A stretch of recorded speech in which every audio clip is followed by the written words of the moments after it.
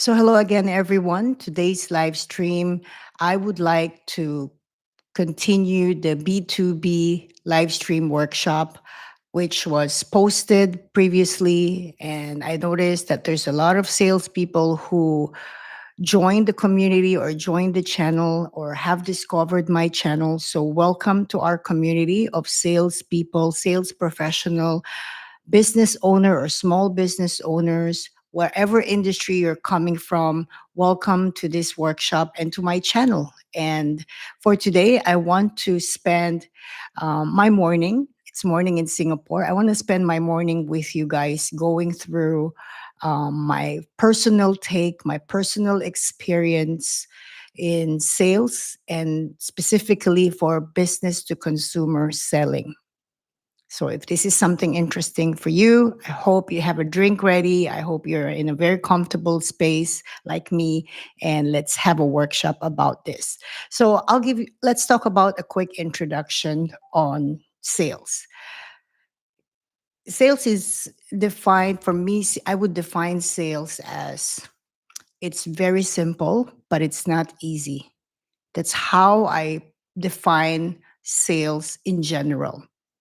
This is why continuous training, skills development, thankfully, in this day and age, there's already YouTube where you can really access a lot of free tools or free sales training, live workshop like this one that would help you to have different perspective, that would help you grow as a salesperson, that would also help you to enrich yourself because like I said, for me personally, I define sales as it's not easy. Definitely, it's not an easy job, but it's very simple. The formula, the approach, the practices, those factors makes it very simple for me. But of course, it requires a lot of dedication and time to improve. The beauty about sales is you have two avenues to grow. You have your firsthand experience, and of course, you do have your training experience. So, for today's workshop, like I said, I just want to share with you through this workshop. It's live stream, it's live. Feel free to ask any questions, share your personal experience. This is what I enjoy about live stream because it takes me back to a training room back in my old offices where we're all in a conference room or in a banquet office and or banquet setting, sorry, or in a banquet setting where we actually really do workshop. I remember going through sales training for weeks and weeks because we know sales training it's not something that you can learn in one session. So this is why I dedicated this channel to do a lot of workshop trainings. Yes, it's lengthy, but to learn a skill, to develop a skill, and to master a skill, you need time. You need to devote your energy. And this is why I'm excited about this live stream or workshop series that I started this February, which I want to conduct every week. So if you're new to the channel, please expect workshop live streams every week dedicated to many topics, but particularly for today for sales training. So again, I can see two people in the community. Feel free to introduce yourself. If you're actually what sales industry you're in. At the same time, if you're new to the community, and feel free to ask any questions or do some sharings as well. So now that we've defined, or now that I've shared with you my definition of sales, let me just quickly share with you the basic elements of salespeople who succeed, who succeed not only with the number of sales they produced, but at the same time the longevity and the survival. The time and years that you survive being in the sales industry. So, having said that, I want to share with you guys few tips before I break down my B2C sales tips. So, number one, the most important advice I can give you as a salesperson to stay long in the business and to obviously succeed, make a lot of money, make a lot of good connection. Number one, I would advise that when you're in sales, everything you do in sales has to be intentional. What do I mean by intentional? A lot of salespeople, in my experience, I'm talking about successful salespeople, one thing that they have in common is their intent on the words they use when they're making a presentation, their intent on their intrapersonal relationship, the way they interact with the client, the way they build rapport with the client. They're all intentional. Nothing was accidental. Everything is intentional with these successful salespeople that I've worked with, who were some of them or a handful of them were, I would say, were my mentors.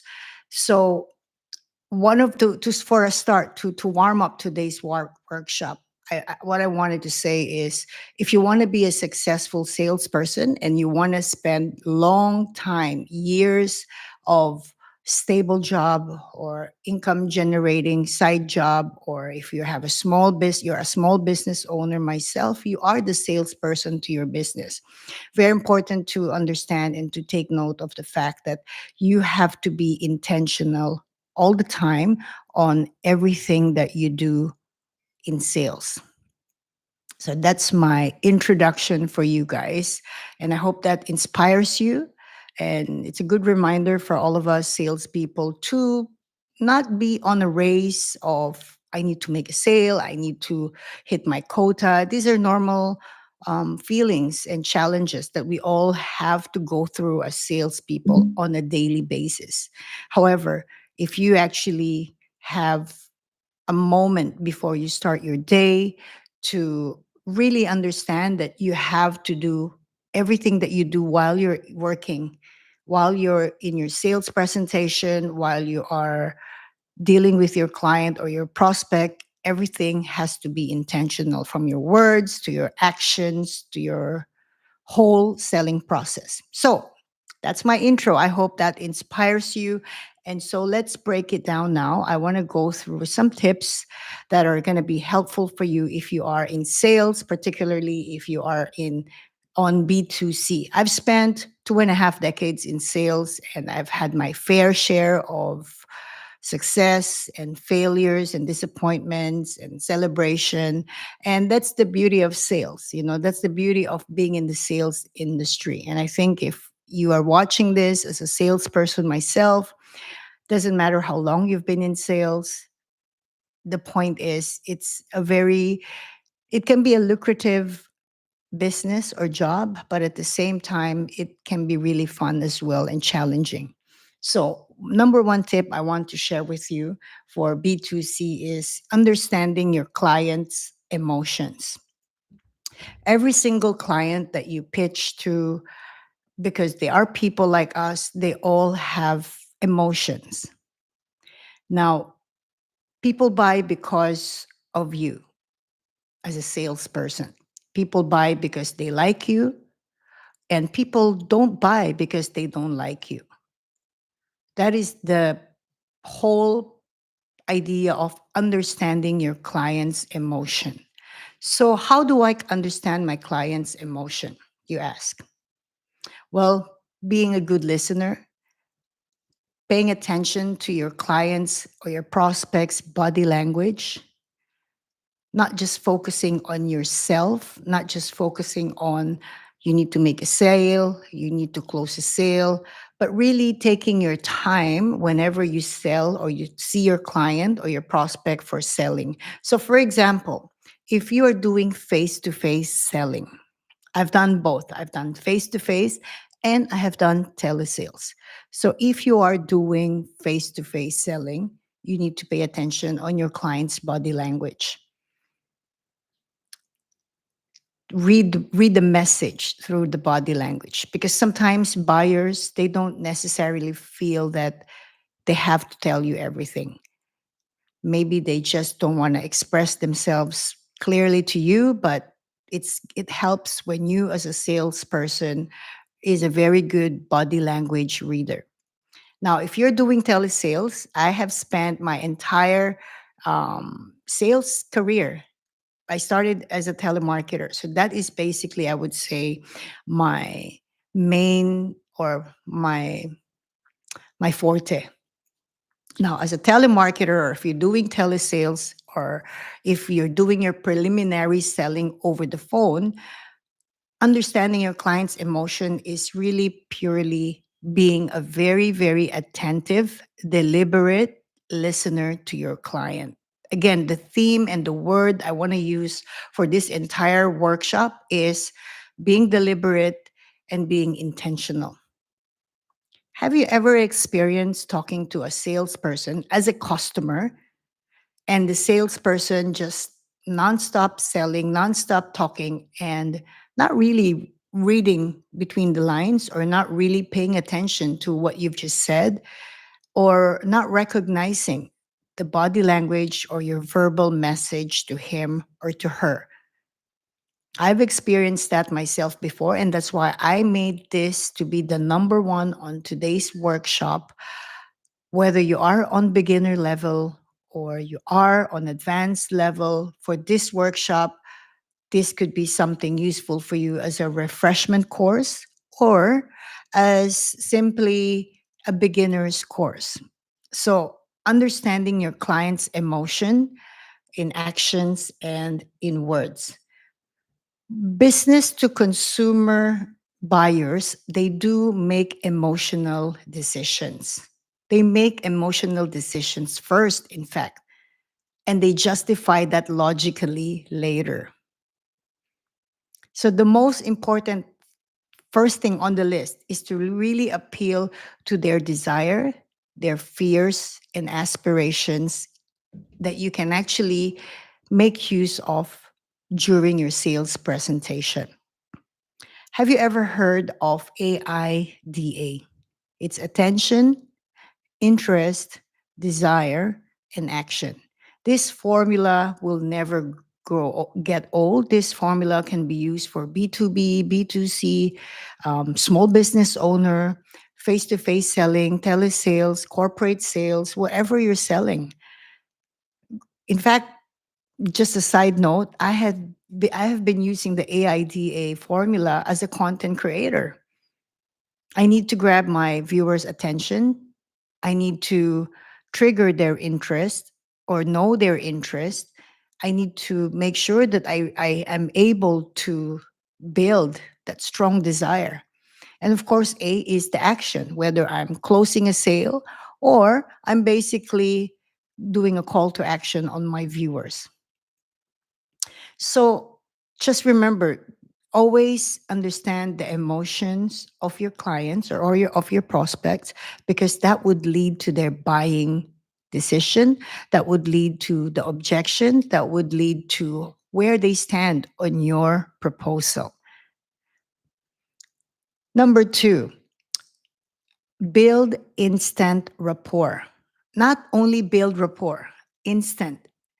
I purposely put the word instant in between build rapport because you have to instantly, immediately break the ice, create a connection with your prospect, and really make sure that your prospect is engaged with you before you even start selling the product. And I'm not even talking about selling right now. We are just at the very tip of the iceberg. This is practically the foundation of any sales pitch, whether face to face or telemarketing. Now, first impressions or first impression matter. They last and it cannot be reversed for the most part. So if you've given a good impression to your prospect, the only way to lose that is, of course, if you mess up or if you misrepresent or if you don't deliver or you fail to deliver into their expectation. Now, first impression, what are the ways to create a good first impression, you ask? Let's start with your warmth. I'm not going to put enthusiasm on top of that list, because salespeople, we are naturally enthusiastic because we are driven to make that sale. We are driven to hit the target. So, therefore, that is the driving force for us to be naturally enthusiastic. So, what I want to, or what I chose to put on top of that build instant rapport reminder is your warmth. Being warm to your client, to your prospect, it makes a very, very good influence to your prospects' interest on speaking to you, interest on giving you their time, interest on considering buying from you. Also, the beauty of or the benefit of being warm or a warm salesperson, or your approach is more on the warm side more than the jumpy one, is you are creating a very relaxed mood between you and your prospect as you get yourself together into the sales presentation. Let me share with you one personal experience of mine as a salesperson that I wish I could tell that salesperson to don't use that approach, because your client or your prospect is instantly disconnected. So the approach of this salesperson is he was constantly over enthusiastic. He was constantly reminding me as a prospect that I am a salesperson. I'm going to pause for a second and have you digest or picture in your mind this type of salesperson who comes to you with the intent to sell, and you as a prospect, you are fully aware of that. And this salesperson just constantly constantly reminded me that I am a salesperson. Not literally, but through his actions, through his demeanor, through his energy, everything is very salesperson type or salesperson like. I don't know about you, but I don't like speaking to a very salesperson. I want to speak to a salesperson who is ethical, sensitive, warm, friendly, and a good listener. And at the same time, really showing me the interest to help me find the solution to my problem. The reason why we go and buy an item or a service is because we need that to fix our problem. Whether it's a new vacuum cleaner, whether it's a new rice cooker, whether it's a new car, whatever it is that you're buying, or whether it's a new insurance plan, whatever it is that we need to buy as buyers, we are buying that to be solution to our problem. So if you have a salesperson or you're facing a salesperson who behaves like, I am a salesperson, I am selling you something, everything that will come out of my mouth is a sales talk, everything that will come out from my body language is purely selling. I am not a big fan of that approach as a sales coach. If I see my salespeople behaving that way, that's an area I would recommend to modify. I'm not going to say completely don't do any of that, because you need that fire. You need that little fire as a salesperson. But modifying that and turning that into a pleasant persona to your prospect, it makes a huge difference. So that's what I mean by, or that's what I meant by building instant rapport. That's how you instantly build rapport to your prospect when you're not appearing to be a salesperson. You want to be a salesperson in disguise. You want to be a salesperson that will be likable, a salesperson that will be pleasant to talk to, a salesperson that your client is forgetting that you're actually talking to each other and you're selling something to him or to her. If that really makes sense to you, if I'm delivering it very clear to you. So that is the meaning of building instant rapport. A common mistake of salespeople when they're trying to build rapport, and believe me, I'm not the first sales coach to tell you to build rapport. But what I'm reminding you is building instant rapport is simply doing all the right things, choosing the right words, addressing yourself accordingly, appropriately. These are what builds instant rapport with your prospect. Just do the entire reverse of that. You will build instant turn off with your prospect. So, another advice I want to share with you when it comes to build instant rapport is a lot of times, okay, there's the warmth, there's the enthusiasm or enthusiast. You are enthusiastic. You want to be an active listener. And the reason why you want to be an active listener is because you don't want to miss out on what your prospect is giving you as a signal.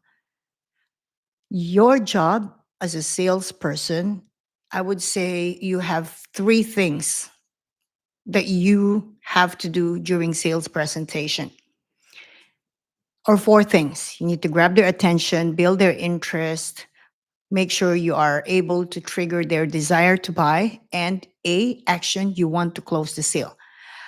But your prospect, their only job in the whole sales process is to listen to you, to give you buying signals, and to give you objection or objections. Hi, Build Resilience. I'm glad you could stop by today. And so today's workshop is, yes, it's sales training, is business to consumer sales training. But at the same time, I, as a content creator, I have to use a lot of this methods or ideology, or I would say approach, because I am trying to sell my channel. I'm trying to sell my website. I'm trying to sell the courses that I'm offering as a sales coach.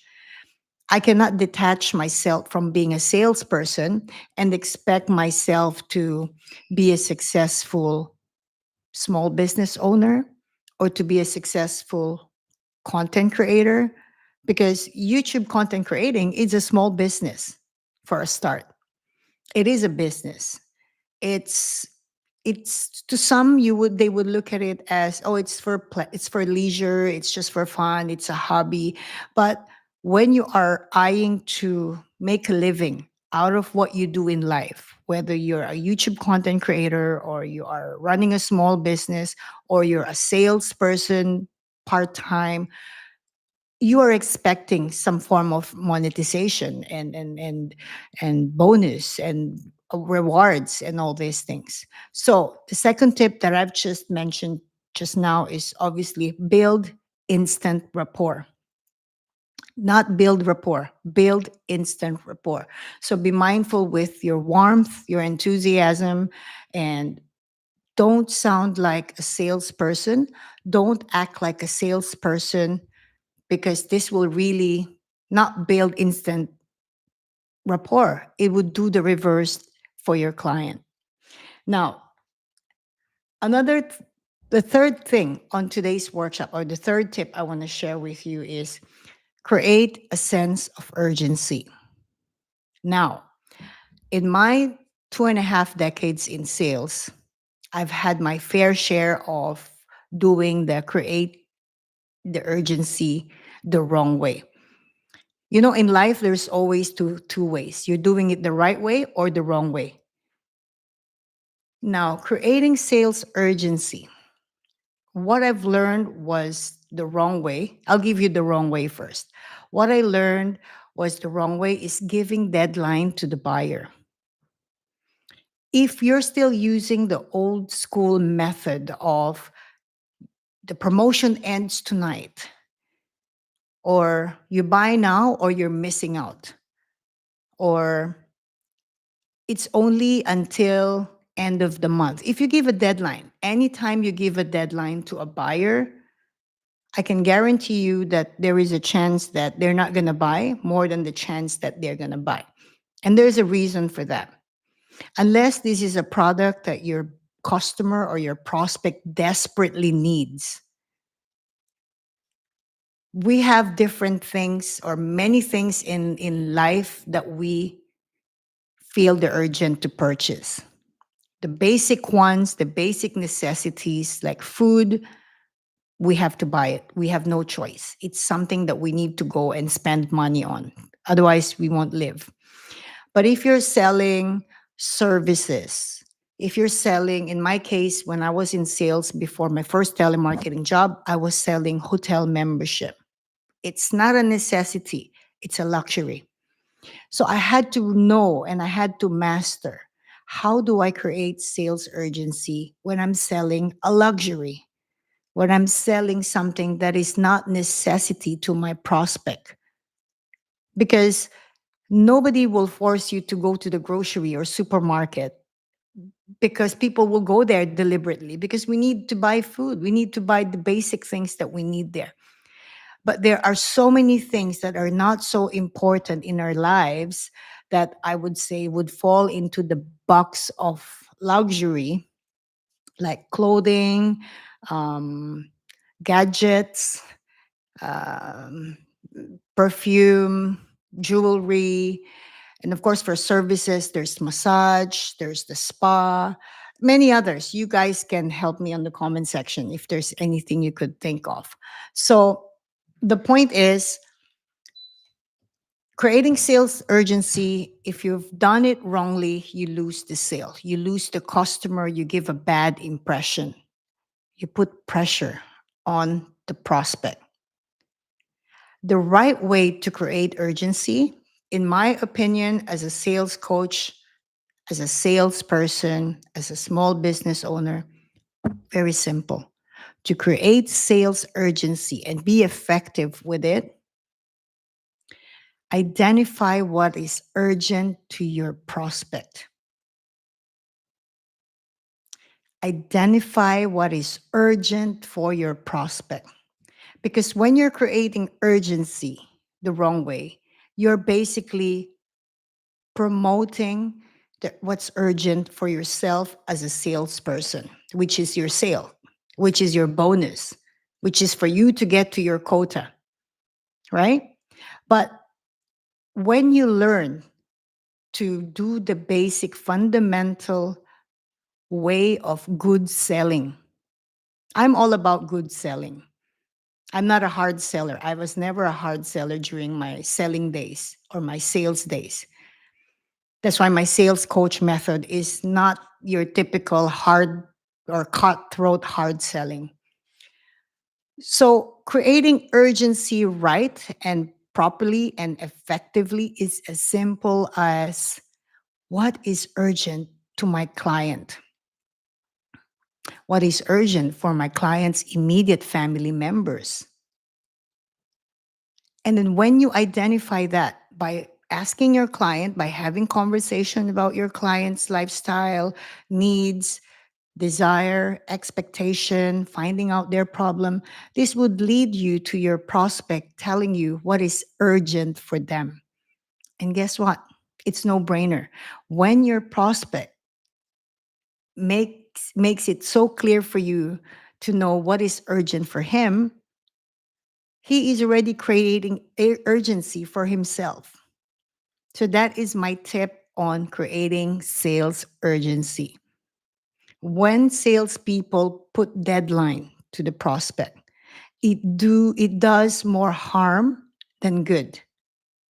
Of course, I would not deny the fact that sometimes if you create urgency and you're just a good salesperson and you happen to be selling to a very soft customer, they would give in to that, right? But there are also tough clients or prospects out there that you cannot sell to them unless you do the reverse, which is exactly what I've explained just now. What do you think about that? Creating urgency or creating sales urgency based on what's urgent for your prospect. I just want to repeat that one more time, just because I think that's a very, very good mental note. It's a very good tip that I wish I learned when I was selling 20 years ago. Next one, selling the benefits and not just the features. So, if you are actually a content creator like myself, I have two things I'm selling with my life right now as a profession. I'm selling my website where I offer sales courses, and I am a content creator here on YouTube. Eventually, I'm going to do my podcast, but I'm trying to navigate my experience in that slowly. So let's just say that I have two areas in my life where I'm selling myself, my skill, my personality, and so on and so forth. And of course, ultimately, the solution I'm going to give to my viewers and the solution I can give to my students when they join my sales course in my through my website. Selling benefits, not just features, is applicable in any of these two. As a content creator, I need to sell the benefit of what I'm talking about on every content that I create.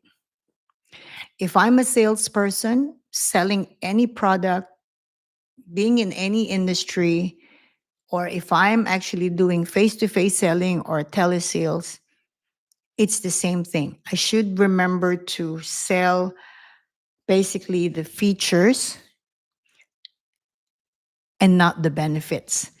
I have a video where I have a video in the playlist where I titled it as "Sell the Sizzle, Not the Sausage."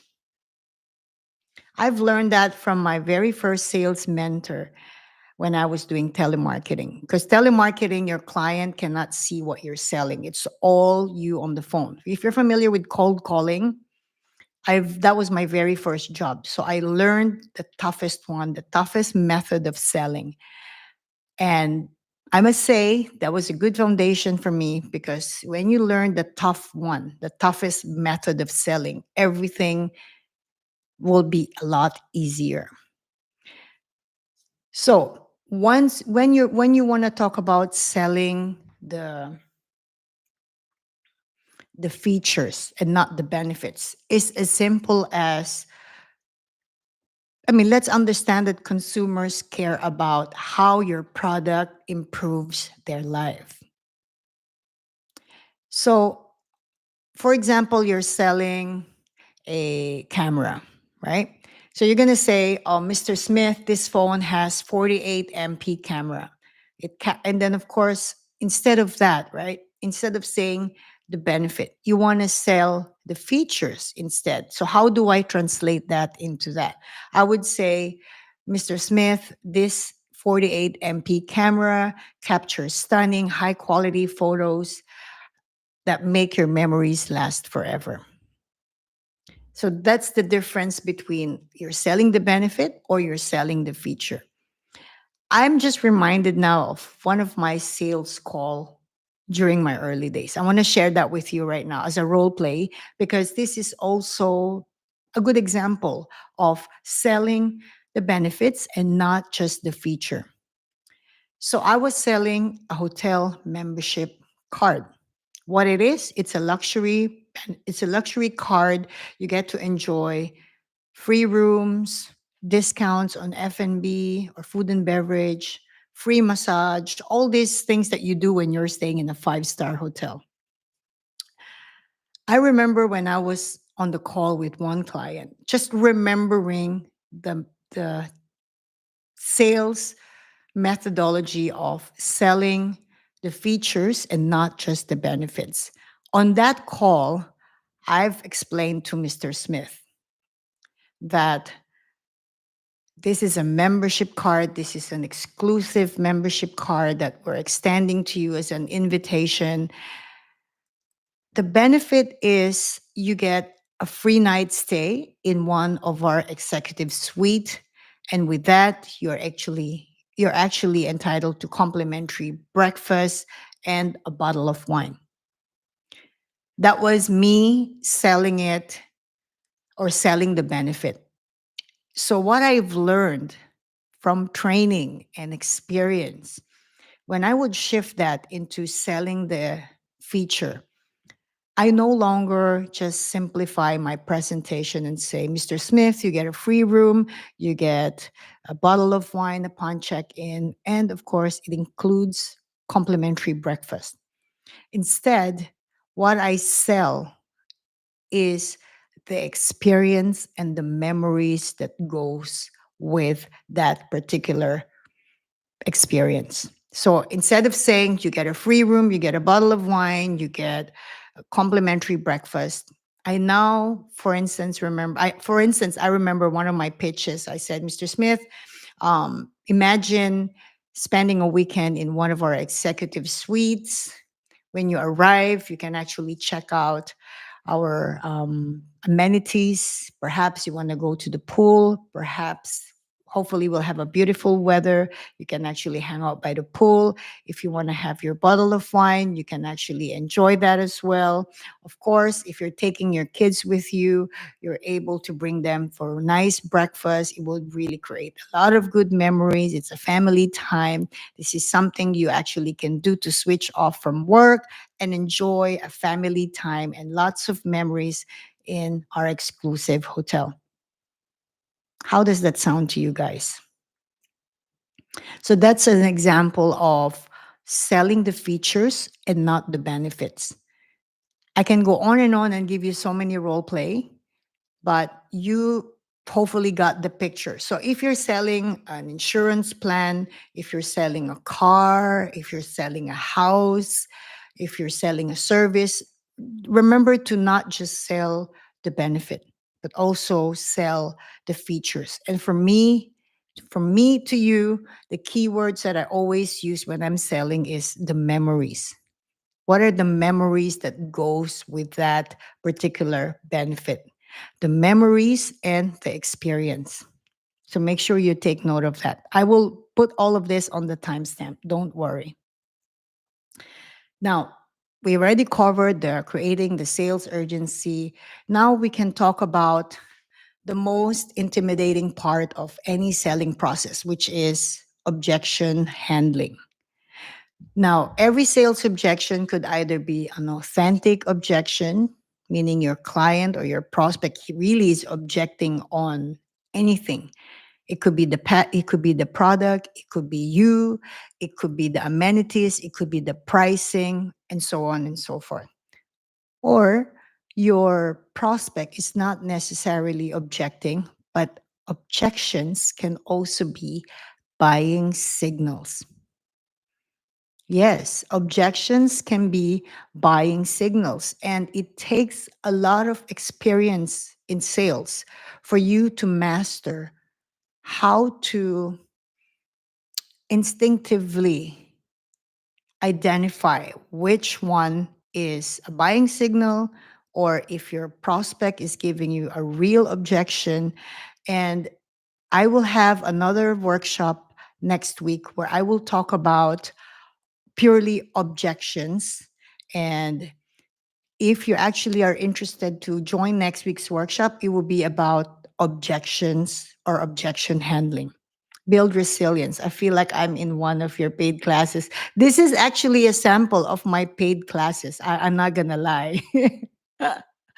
But like I said, I'm very driven to do this workshop because the B2B workshop I did last week, to be honest, I was not expecting the turnout, but I was so impressed. I think I had 80 views from that, and it was a live stream. And I generated 3 new subscribers from that workshop. And so I thought, okay, I've got salespeople who are discovering my channel. And if they're not willing to take my classes, the paid classes, they can at least join me for the free workshop that I plan to conduct this whole February, just to also get me to get going with my skills and be able to use that. So I'm glad you're joining in Build Resilience. Shortly, I want to talk to you about those tips that I thought would be useful for your channel. When I watch your video and I check that particular video, there's few things I want to share with you. So, um, creating urgency, obviously, we cover that. Sell benefits, not just the features. Now we're going to go to overcoming objections before they happen. Okay. This is a workshop that's not going to teach you something you know already. Because if you're a salesperson, you know already more or less how to handle objections when it's happening. If you watch my previous video or you haven't watched my previous video, it's in my playlist that was released last week. And the title of that video was or is Preventing Sales Objection. And that's exactly where I'm getting at for this next tip I want to share with you. Basically, overcoming objections before they happen. Let's have that sink in for a moment. Being able to overcome sales objections before it even happens. Like I said at the beginning, sales objections could be either a real objection or a buying signal. So, for example, what I my tip, my one of my big tip for this is basically address common concerns proactively. When you manage to master identifying what is the potential problem of your client based on your product, and your product being the solution, you are able to anticipate objections before they even happen. So, what it simply means is number one, when I was telemarketing before, one of our sales script that we use, you have to remember this was in the late 90s. So, the way people buy, the way buyers consume is so different than today. I believe that buyers nowadays are a lot smarter for one reason or one obvious reason. If I'm to sell something to Mr. Smith, let's say I'm selling an insurance plan, he already have access to what my company is about, what my offer is about, what are the rates, what is the package, what is the program. It's all on the website. Back in the day, it's still very limiting for consumers to have access on what the salespeople or what the salesperson is about to sell. So therefore, they solely rely on your sales skill as a salesperson. They rely on your ability to present very clear, your ability to do a good sales presentation, basically. So again, overcoming sales objections before they happen, you want to address common concerns proactively. You can use opening lines like, many of my clients feel the same way. Many of my clients were worried about the price at first, but when they found the long term savings, once they identified that based on their lifestyle, based on the family size, based on their monthly spendings, the return of investment is actually more worth it than worrying about the price. So that's an example of overcoming objections before they happen. Again, depending on what you're selling, whether it's goods or services,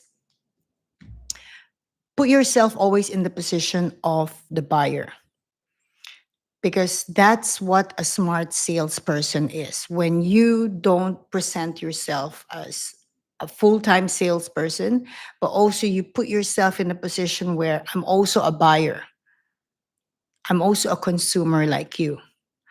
Using yourself, your personal experience as an example would not hurt when you're selling in order for you to overcome objections before they even come, if that makes sense. So, really understanding or really being able to share firsthand experience and how your other clients felt about certain things about your product, whether it's the price, whether it's the restriction, whether the coverage. These are the areas usually that triggers objections, right? So, for example, when I was selling hotel membership before, right?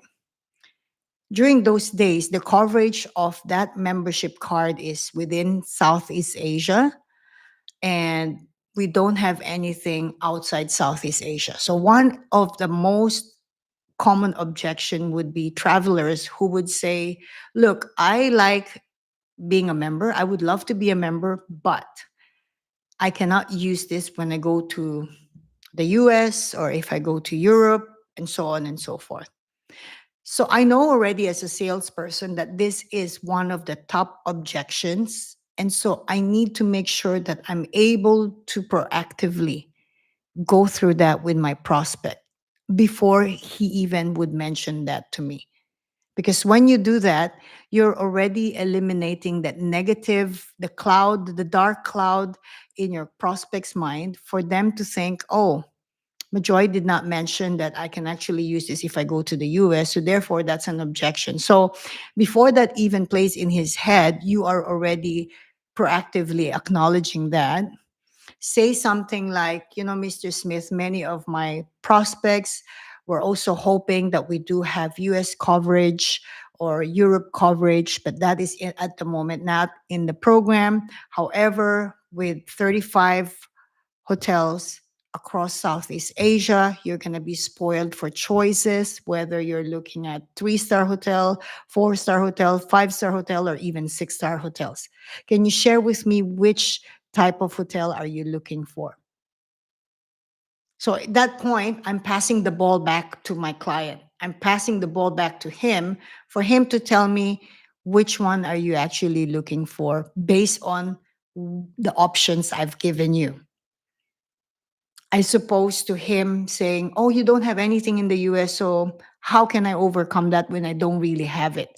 By simply making sure that I recognize that with him, the imperfection or what's lacking in my product, but at the same time, I need to deliver the options that are great, equally great as well, and basically enumerate the strengths of my product and be able to ask him and prompt him which amongst these 35 hotels would be most suitable to your lifestyle or to your family. Which country in Southeast Asia do you feel would be a nice holiday destination next summer? Would it be in Thailand, Malaysia, Indonesia, Philippines, Singapore, Japan, Taipei, or Taiwan, and so on and so forth? So, can you imagine if the flow of the conversation between you and your client is in this level? The client, yes, it's an objection, but it no longer blocks his mind from processing all the other good stuff that you're selling to him. So, what you're trying to do here is you're overcoming the objection before it happens, but you're also selling. The way to overcome objection is to sell, sell, sell. And I'm not talking about sell in a way where you are pushing your client against the wall. That's hard selling. When you're a salesperson, by the time you face to face see your client, the time you shake hands, the time you build rapport, the time you greet, you introduce yourself, that's already selling. Up to the last moment that you confirm the payment, that's the end of your selling. Now, what's after that is the after sale practices that you have to do after you actually close the sale. That will be on another workshop. What do you do as a salesperson to retain your business, to retain your clients' loyalty by using some really good and practical and easy to follow after sales approaches and practices. That's on my playlist on the next workshop. These are all of my website courses that I offered, but I'm happy to give you guys a free workshop to get the hang and get the feel of my style as a sales coach. And that's why it's easy to follow, because it doesn't force you to suddenly be aggressive. It doesn't force you to suddenly do things that are difficult to execute as a salesperson. So, if you have any questions, feel free to cut me off or cut me out, and then just interrupt me and share with me your question. Now, we've covered the overcoming objections before they happen. Now, I want to talk about simplify the buying process. Now, as I said at the very beginning of today's workshop, if I am to define sales, I would say sales is not easy, but it's simple. And exactly where I'm heading out now to the next tip I'm giving you. Simplify the buying process. We are also consumers ourselves. And for the most part, we buy because of the salesperson, because of the product, because the way the salesperson made it so clear and easy for you to comprehend what he or she is trying to sell to you. Just like as a content creator, every time I create a video, everything is intentional. Like I said at the very beginning of today's workshop, the keyword that you need to remember from today's workshop is I need to stay intentional in every way if I want to be a successful salesperson. It's the same as if you are a content creator. Everything we do as content creator is based on selling our video, our channel to our viewers. And when you do everything intentional, you are in control of the end result. Maybe not 100%, but you are still in control of the end result of what you're selling. Whether you're selling a course, you're selling a product, you're selling your channel.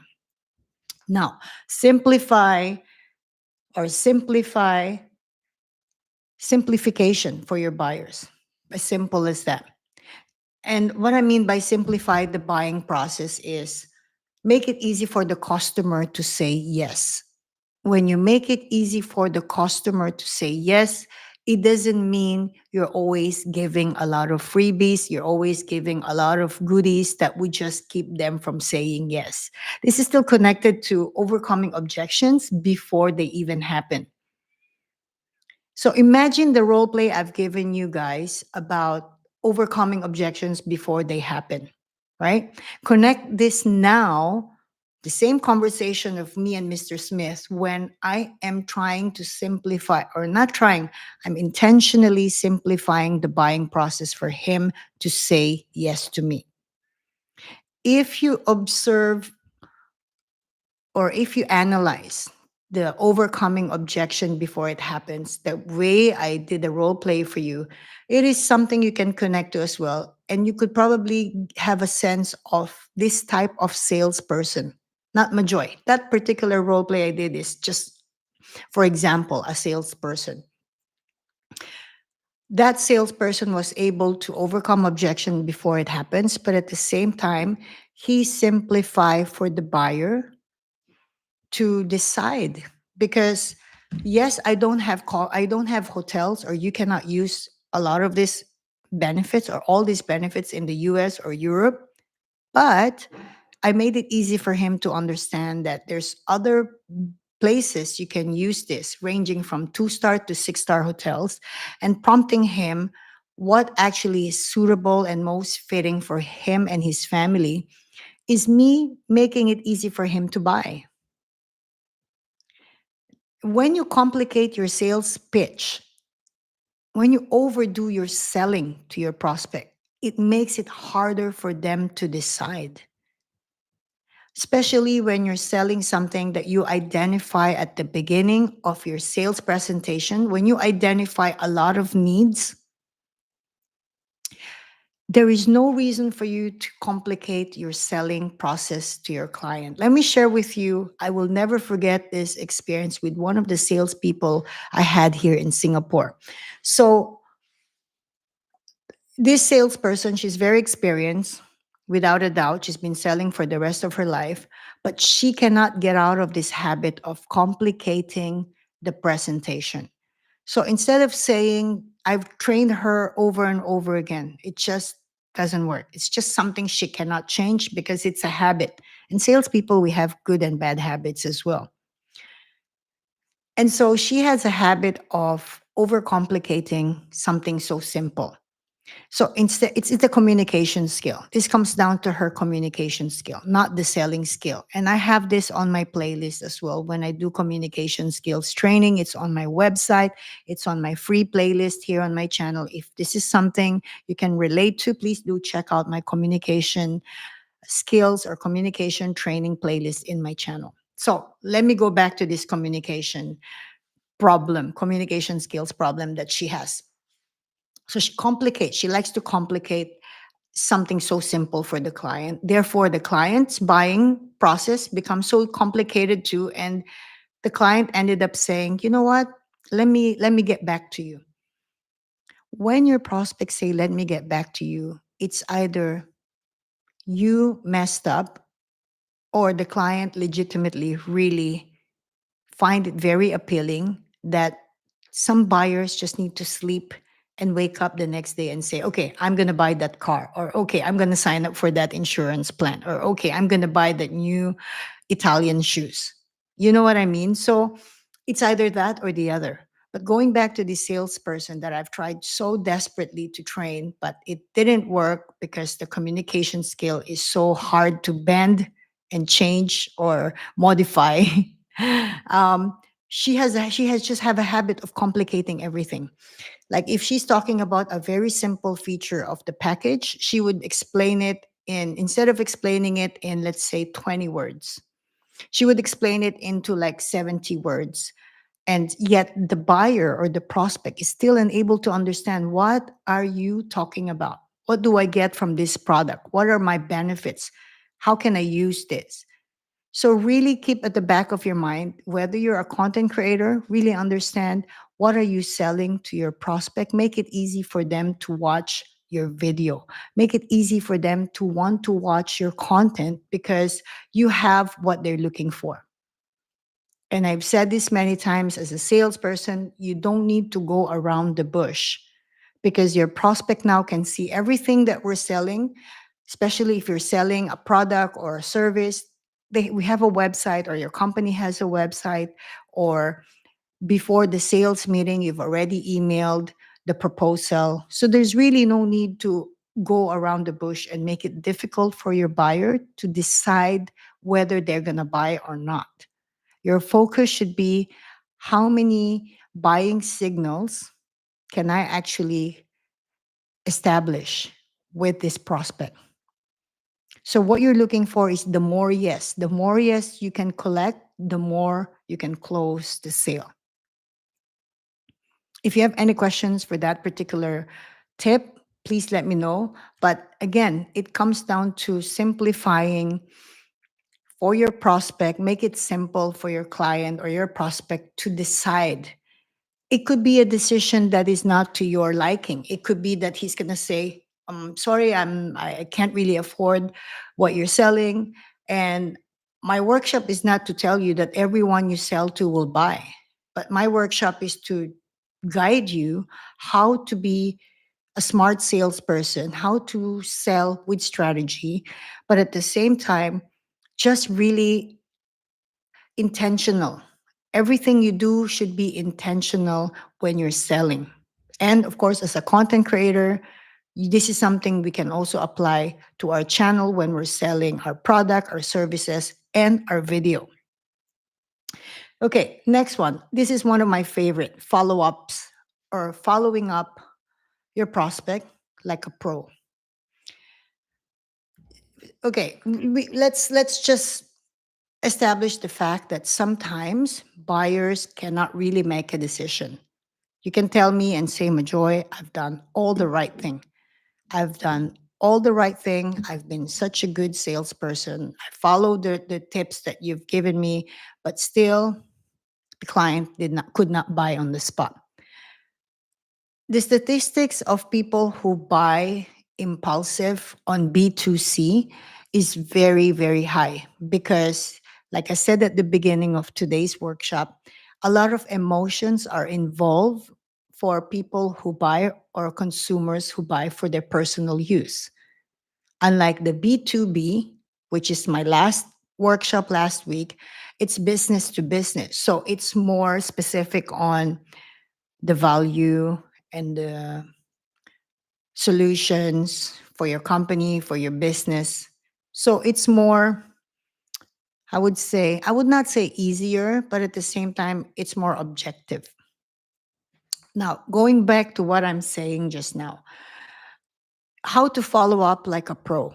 Number one, people sometimes they need time to make a decision. Like I said earlier, if you've done all the right things and you come across a prospect who still say, Majoy, I really need time. I can't really commit to buying this today. And having said that, I would love for you to get back to me on Wednesday next week, or I need to talk to my wife. I really want to make this purchase. I just need to not get into a big fight with my wife. And I'm telling you that that is not a lie. When your prospect who's married would say, I need to speak to my wife, I really want to make this purchase, but I need to speak to my wife, chances are it's legit because I believe that men or husbands, to avoid any fight, they sometimes need to consult the wife unless they're buying a new necklace or jewelry for the wife as a surprise present. So I digress. So, what I'm trying to say here, or what we're trying to learn about um, following up like a pro. In this day and age, the competition in sales is very high. In this day and age, all the materials that you're trying to sell are accessible already by your client before they even speak to you. So, how do you follow up like a pro? Very simple. Remember to refresh your prospect of the connection you made together on your last meeting. I let that sink in a bit to you. Remind your prospect of your connection when you last met, and that would be a very good way to follow up. And that's the right way to follow up. How does that work? For me, if I am doing sales now, but I'm a sales coach, but if I'm selling a product right now, I would use number one, technology as my tool to create that connection. After all, technologies have connected people. That's why we are together right now. And that's why you can see me from where I am. You can hear me, and the whole world watching my video or seeing my channel can really access the information I'm giving or I'm sharing. Now, if I'm actually selling right now, or if I'm in sales and I want to follow up Mr. Smith. So Mr. Smith said, I need to talk to my wife, get back to me on Wednesday. Definitely, rule number one, you need to honor what your prospect is asking you to do, especially if they're not completely saying no to you. The biggest mistake of a lot of salespeople is when they still use those old school selling approach, which is not taking no for an answer. I'm sorry, that's not my style as a sales coach. You're not gonna get that from me. I'm not gonna teach you to don't take no for an answer because that is the very rude way of selling. You can turn that no into a yes, but you should still take no for an answer. But use your sales skills.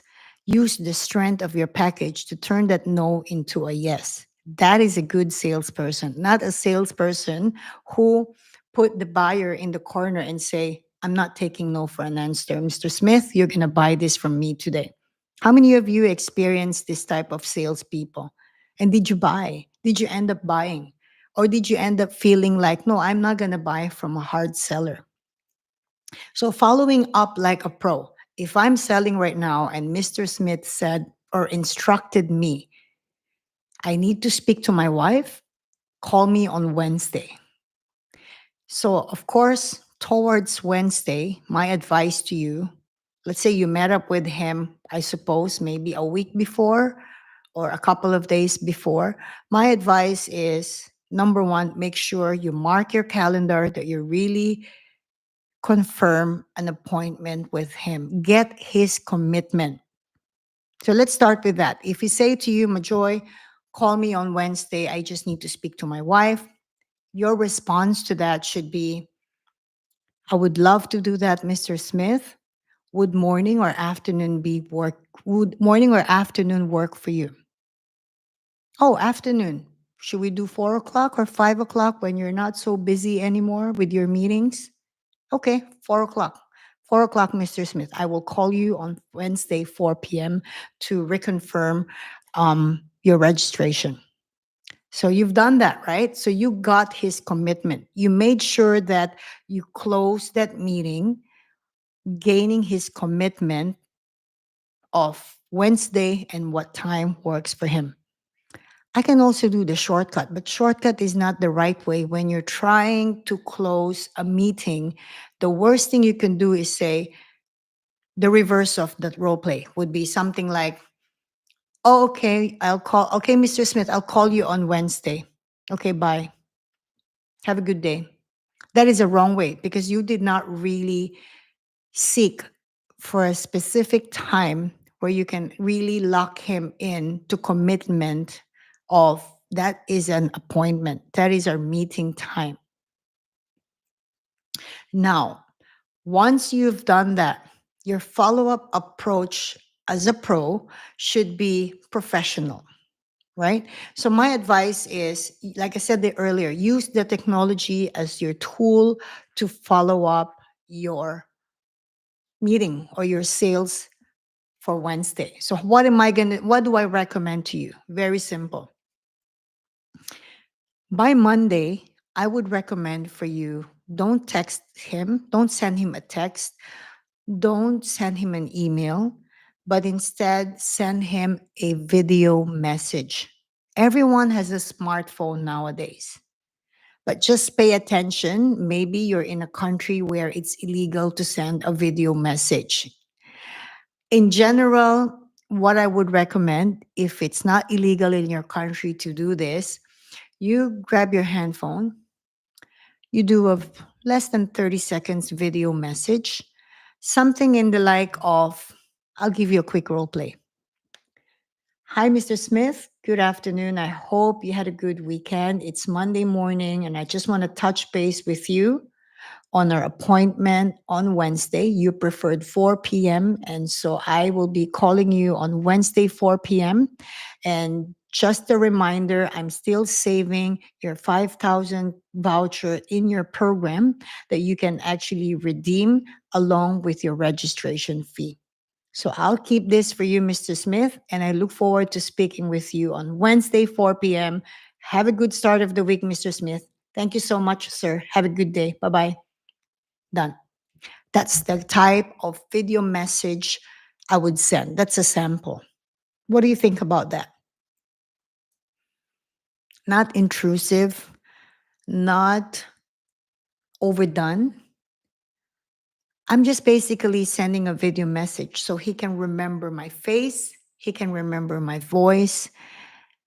Everything we talked about, the connection we had on that last meeting would be refreshed by sending a very simple professional video message like that as a form of follow up. The reason for doing that as well is we cannot expect our prospects to not or to remember our meeting on Wednesday. We are salespeople trying to sell something to Mr. Smith. We are not Mr. Smith's business partner. We are not Mr. Smith's boss or clients where we don't need to remind him of the meeting on Wednesday. So just remember that it's very important to really do follow up, but do it right and do it smart. And that is my following up professionally and like a pro, and something special, something unique, something you probably have never tried before, something original. And like I said, you just don't overdo anything in sales. You don't overdo anything, and always with intention. So that is my take on following up like a pro. And I know that we used to send a lot of emails and a lot of SMS, but it's not as personalized as when you're actually sending a very simple, very professional, very connecting video message to remind your client of your next meeting. So I would do this 2 days before or a day before the day that you're supposed to meet. So it's still fresh to him. So he would probably say, "Oh, yeah, I remember Majoy. I saw her last week. She's the one selling me the hotel membership. Okay. I like that girl." Or, "Okay, I remember our conversation. She's very pleasant. She's very professional. So I will mark my calendar and make sure that I speak to her on Wednesday." Whether he's going to buy or not on Wednesday, we don't know. But you know that you're doing the right thing. This would make you feel empowered as well as a salesperson, because as a salesperson, when you're doing your selling approach ethically, you will feel empowered. When you're doing hard selling, I don't know how you would feel. I don't think you will feel empowered. I think it will be the opposite, because you know that there is a certain guilt feeling you can have at the back of your mind and say, "Yeah, I got that sale, but I really didn't give him a choice. I got that sale because I was really hard selling to him." So this is a method where you are doing something thoughtful. Yes, build resilience. I love this idea. I love this too. That's why I said I wish I'm still selling. It's my original idea, by the way. I should trademark this idea. But yeah, that's exactly what I would do if I'm doing a follow up, because I want my prospect to buy from me, and I want my prospect to have long-term relationship with me and refer me to his friends. You see, to survive in sales, you need to remember that you have to be not just good with that Mr. Smith or with Mr. Smith because you got a sale from Mr. Smith, but the idea is you want him to also refer you to his other clients, to his other partners. And I can tell you the lifeblood, I mean, referrals are gold in any sales. If you're selling properties, you're a real estate broker, you're a car dealer, you're selling goods, services, the main thing you need to remember is if you're hard selling and if you're not really approaching your prospect with respect and with dignity, you can get the sale, but that would not be a repeat business. That client would not refer you to his other friends or other business partners. It would not be a renewing business. It would not be a sustainable business. So if you're a small business owner, actually one of our viewers last time, he is a window cleaning. He's a small business owner. He has a window cleaning services in Michigan.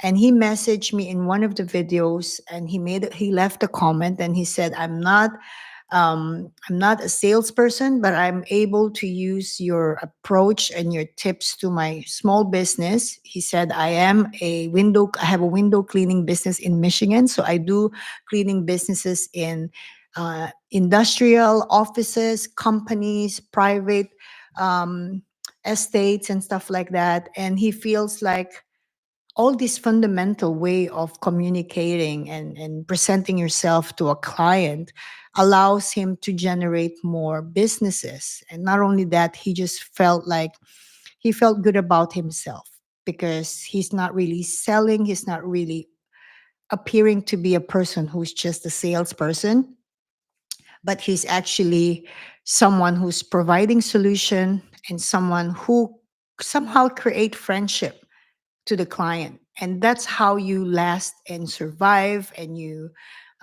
become sustainable in sales.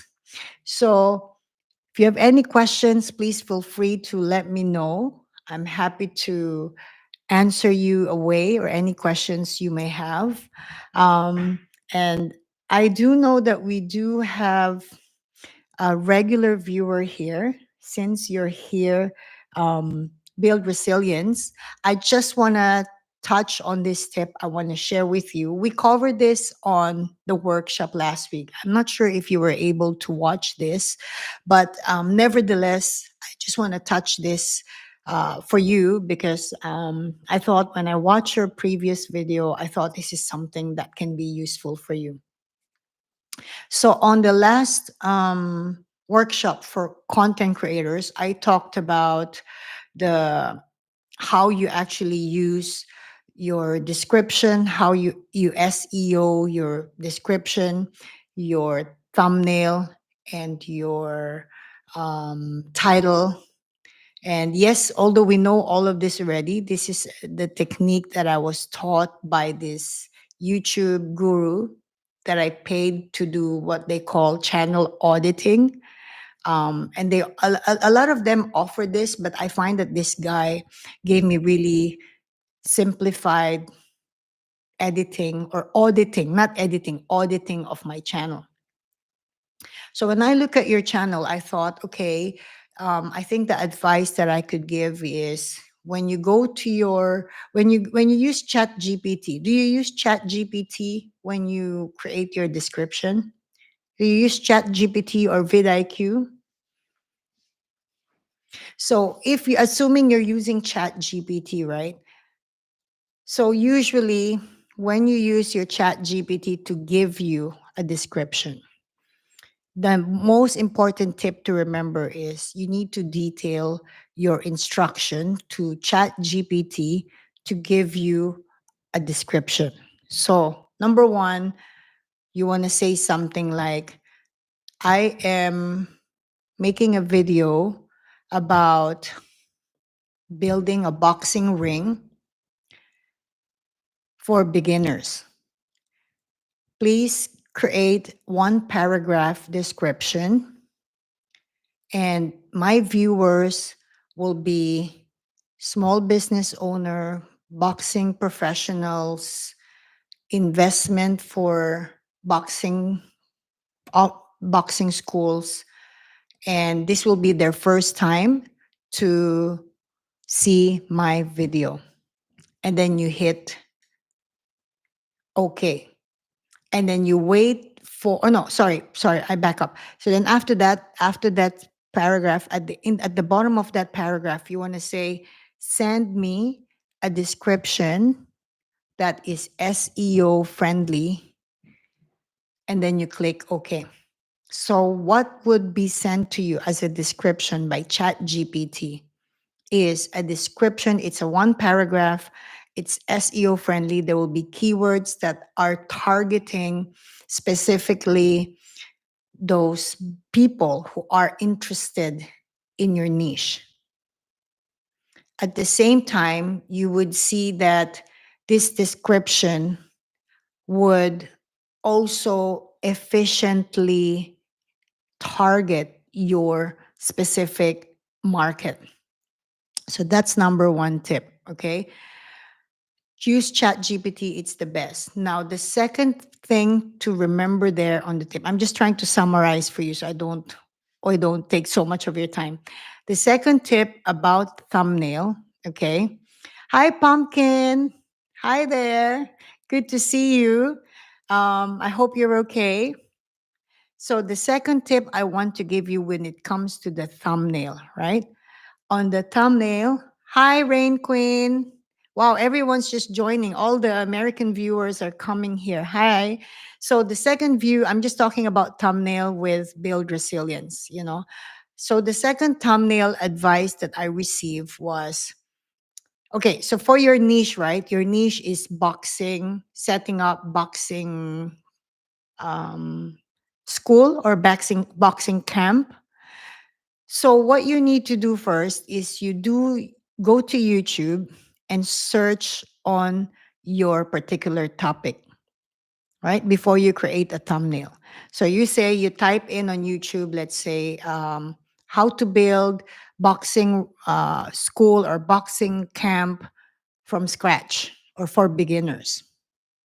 And then it would pull out, if there's any, it would pull out your competitors or other creators that are building or that are promoting the same topic as what you wanted to promote, right? So once you see that, what you need to look at is what your competitors are doing with their thumbnail. So the criteria you're looking for is on that thumbnail. Let's say you manage to see, obviously the top one will be the first on the feed, right? Let's say you see, oh, this one has 10,000 views, this one has 5,000 views, this one has 30,000 followers or subscribers.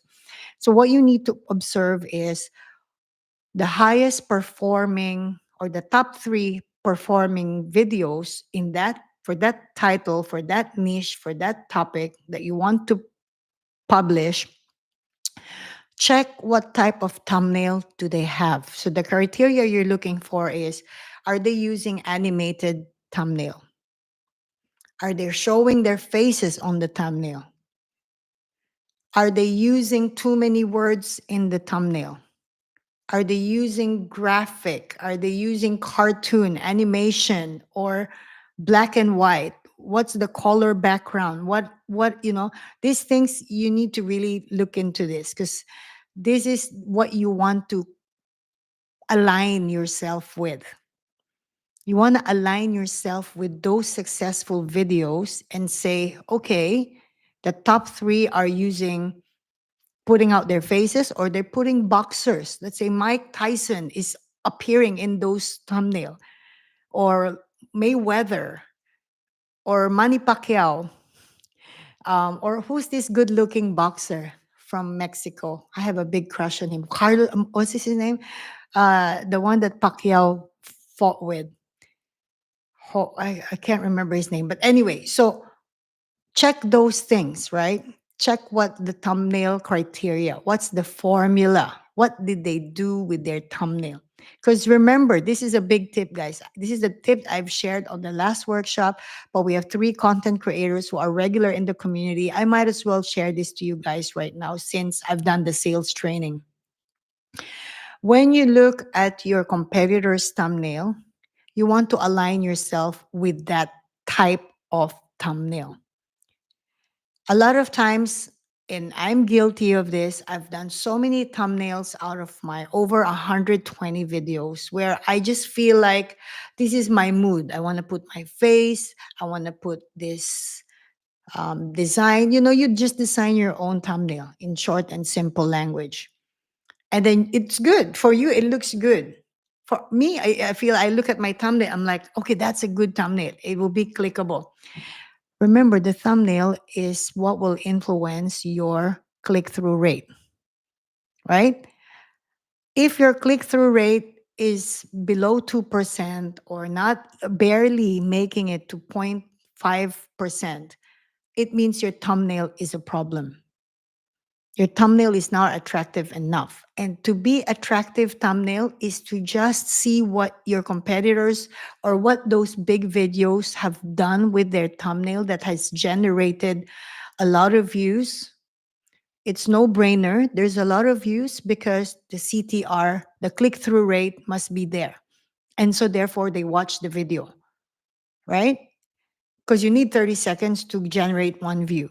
But if the click through rate is very poor, then you know already that, okay, there won't be any view in that video. That's why our videos are not viewed, because the thumbnail is not attractive enough.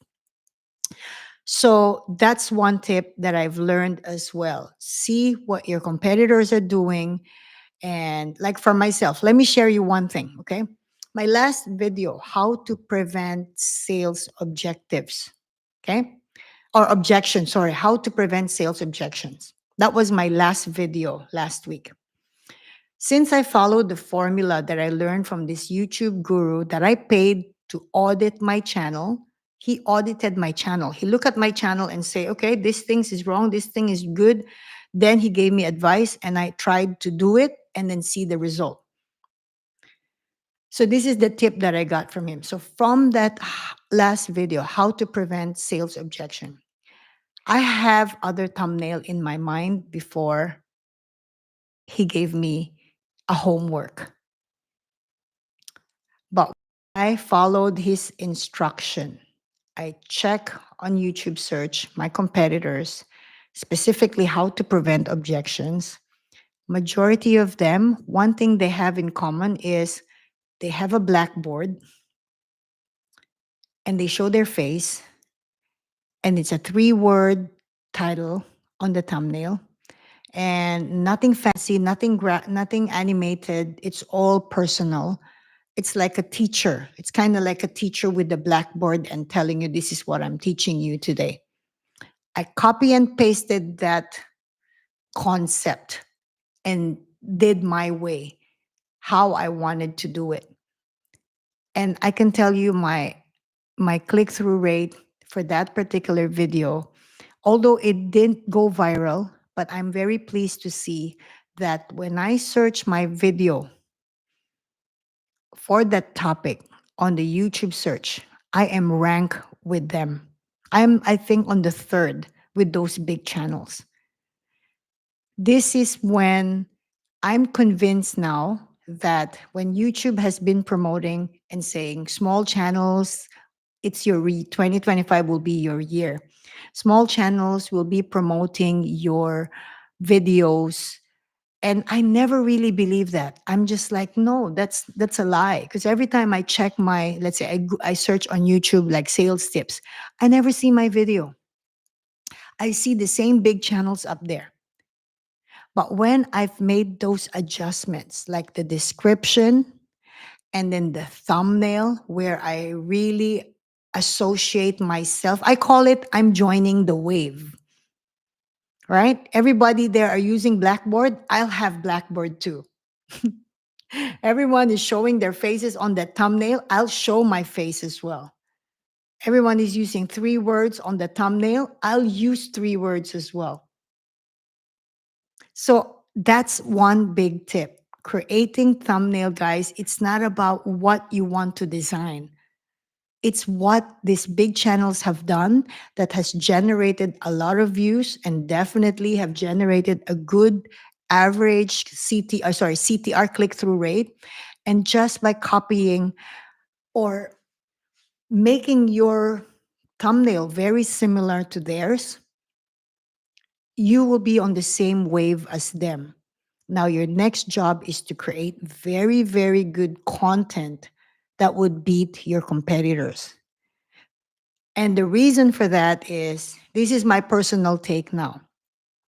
The reason for that is my opportunity to be on that level of discovery next to all these big channels is, okay, the biggest challenge now is, would I actually equate to their expectations?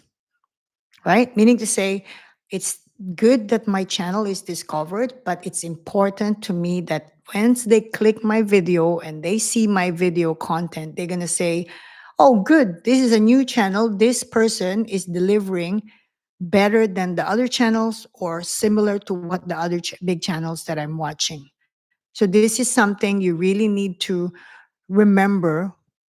Again, back to my sales training today, the word of the day is intentional. Everything you do has to be intentional and with strategy and with purpose, and you're mindful. Pumpkin, I'm just here having a late dinner but listening. I made homemade flour tortillas and I'm having a taco of meat and salsa, enjoying food in your life. I'm happy camper right now. Oh, Pumpkin, don't do that to me. It's 12:34 here. I haven't had lunch yet. And of course, like I said, one of my best friends here in Singapore, they're a Mexican family. They have migrated to Berlin and they left us their hamster that we have adopted. So yeah, our friends from Mexico, when they were living in Singapore, they make their own homemade tortilla. And then I like the what's that, with the onion and the tomato and like a dip, cilantro. And then when the kids would dip all the chips and stuff. So yeah, now I feel like eating Mexican food. But I'm glad you're hanging out. This is a very good topic. So description done. I hope build resilience is still here. Description done, thumbnail done. Now, let's quickly talk about the title. This is very, very, very important part. Build resilience. Let me know if you're still here. Salsa. Okay, that's good. Yeah. Oh, yeah, yeah. That's the one. Salsa. Oh man, now I want to eat that as well. So I'll quickly share with you the title. So now we identify that tip that we can try is associating our thumbnail with other thumbnails. Now let's talk about the title. So when you are creating a title for your video, and I am guilty of this. I've created over 120 long form videos myself. And I can't tell you how many times I change my titles as I go, as I improve, as I learn. And this is the biggest tip so far that I've learned from this YouTube guru that I paid to audit my channel.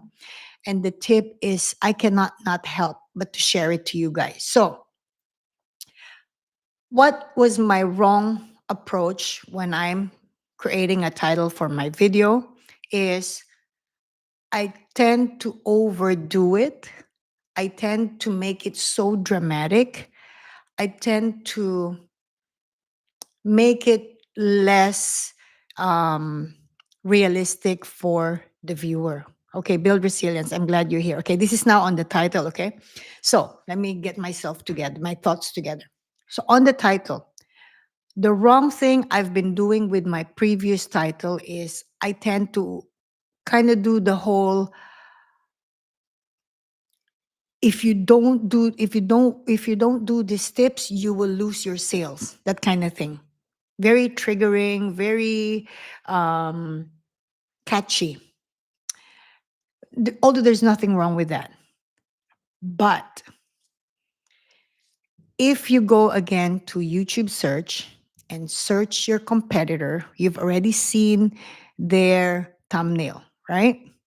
What you want to do is to replicate the title that they used for that video by very slight adjustment, because you are now matching with their thumbnail, and so your title have to somehow match their titles as well.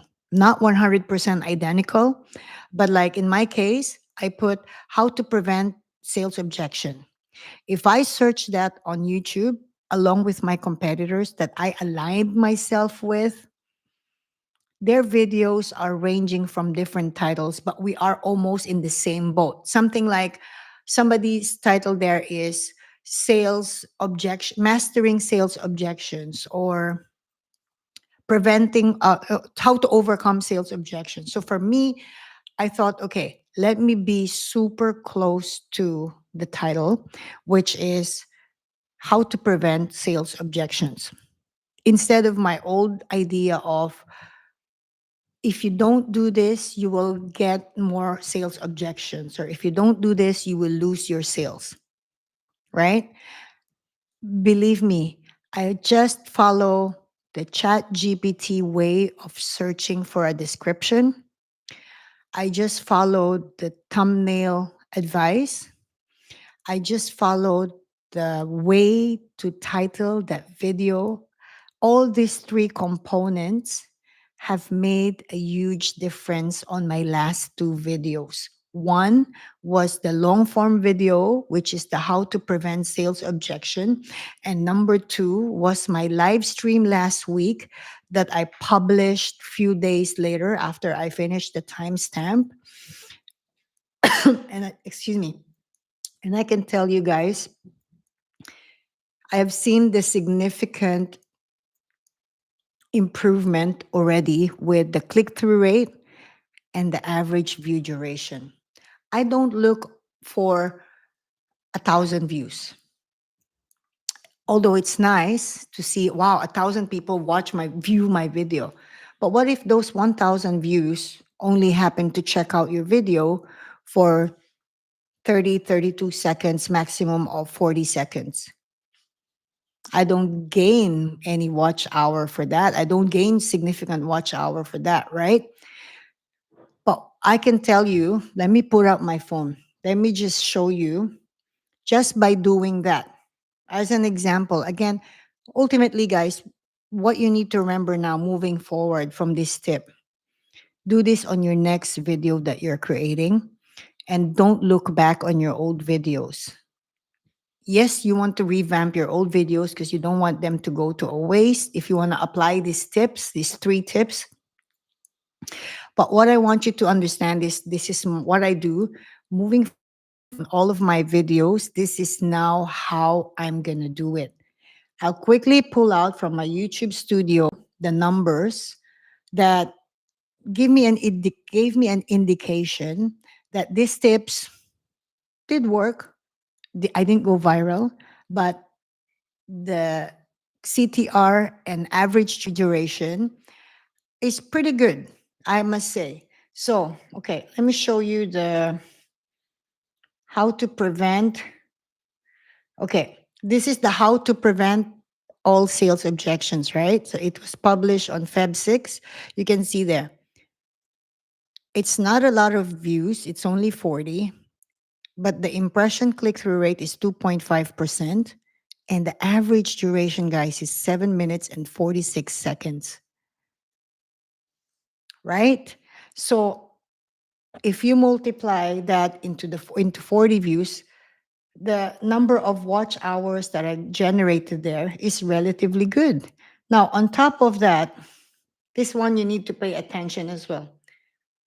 How finders, right? How viewers find this video. Look, browse feature is 45%. That's what we should aim for as small channels or small content creators. The browse features.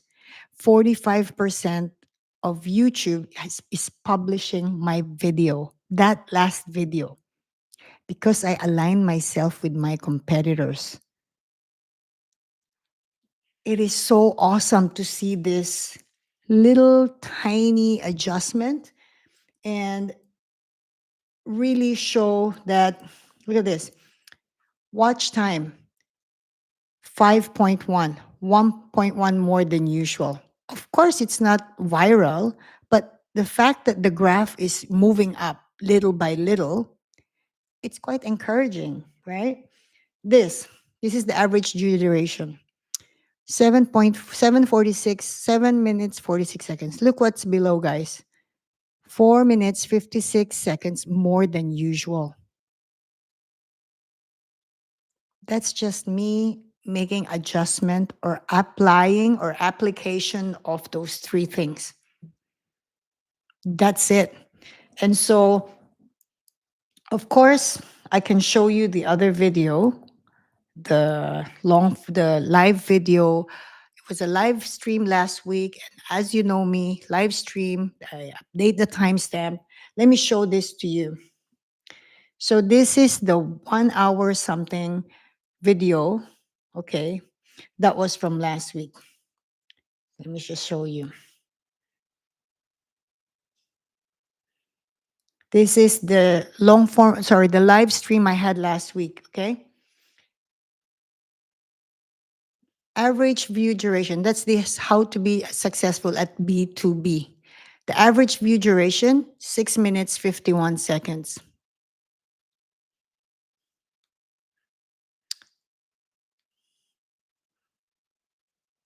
CTR 2.6% the last 3 days. This is reflecting on the thumbnail, right? This is the effect of using that thumbnail.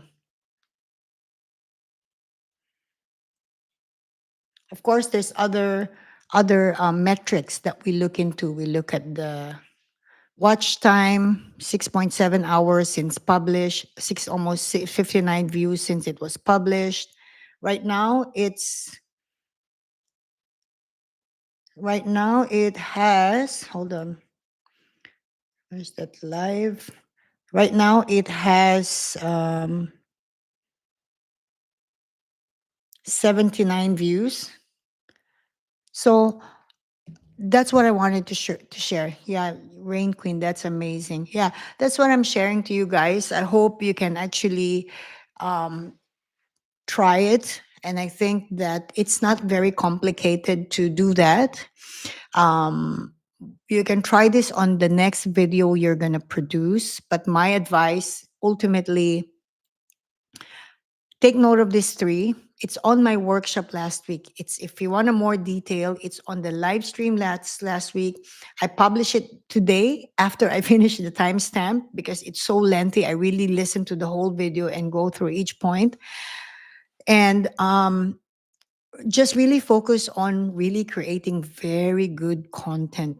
That's really one thing that really would matter to our viewers. If you are doing educational, focus on, or tutorial, or um, a content where you're giving information and you're teaching, really still make sure that even if you're doing these three tips that I've shared with you, that you're still truly, you're even more driven to create good content. Like, that's me. For me, the more that I've realized that, okay, they're already clicking my video.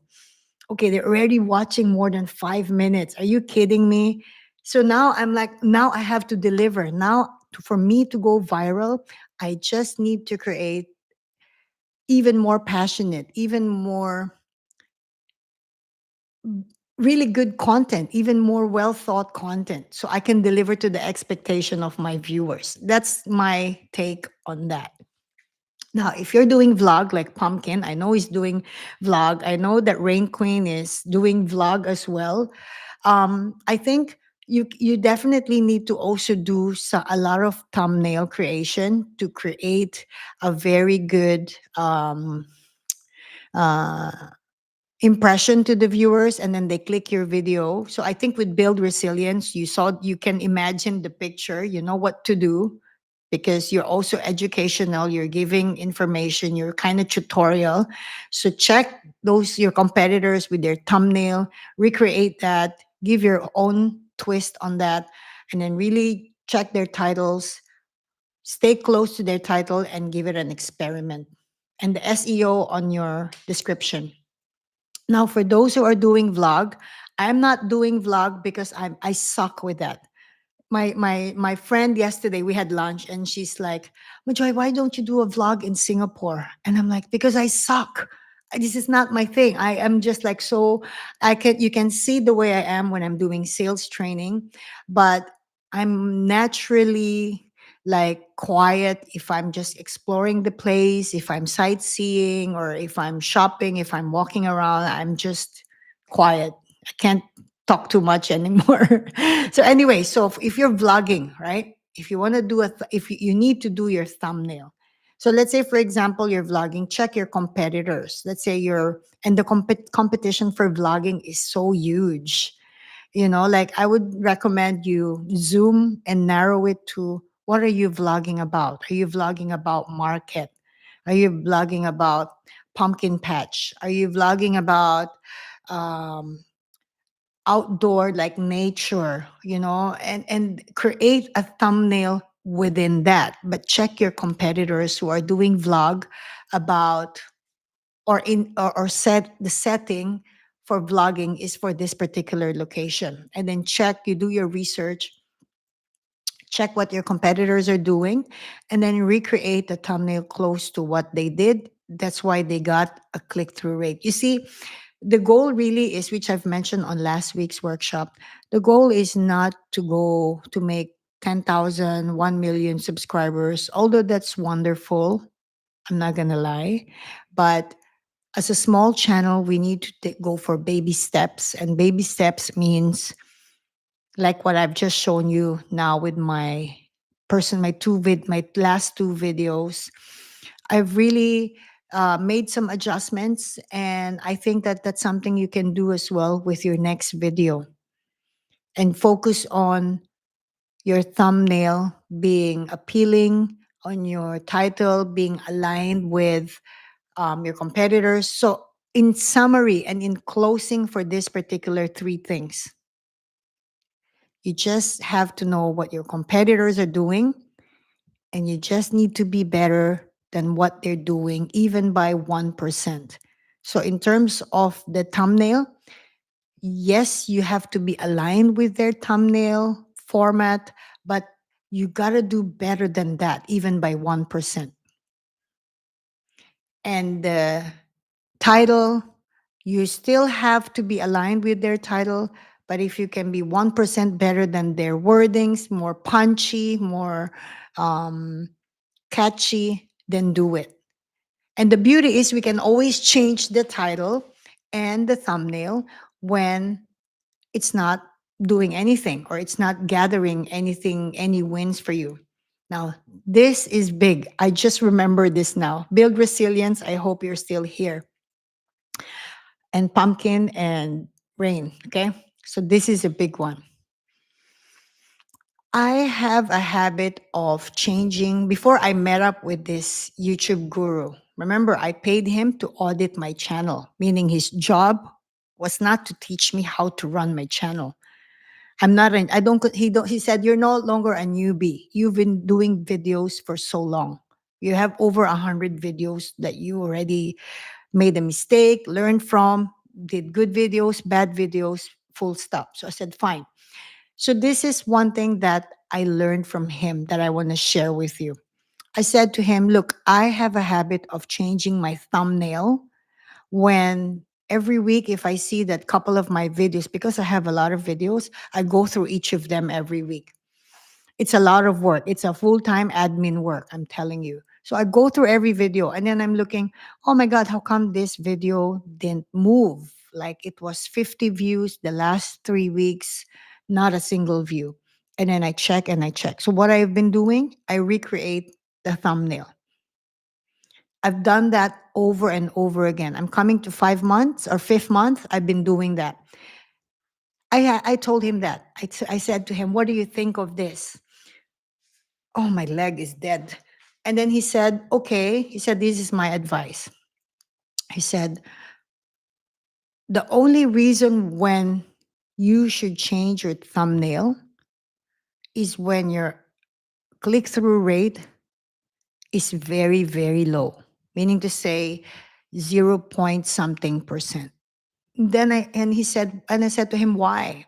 He said, not because you don't have any views for that video doesn't mean that video will not gather any more views. But the fact that if that video had, let's say, 2.5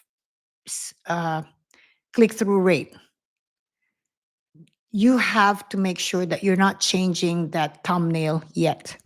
So, in other words, instead of me changing my thumbnail based on my personal judgment, he said, check the click through rate of every video every week if you want to do that. If you're really so OCD that way, go through every video, check the CTR, and then if the click through rate is really bad, is below 2%, or it's, there's even a check, right?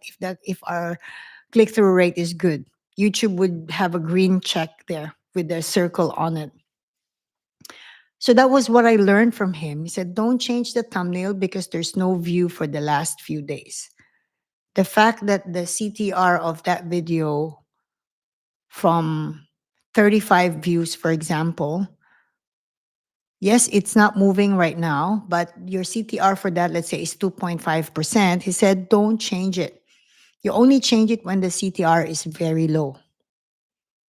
So I thought I'd share that with you guys as well, because that was something that I learned from. I thought, since I paid you to audit my channel, I might as well ask all these questions that I believe I'm doing right, but maybe I'm doing wrong. So I consulted him as well of this particular practice that I have.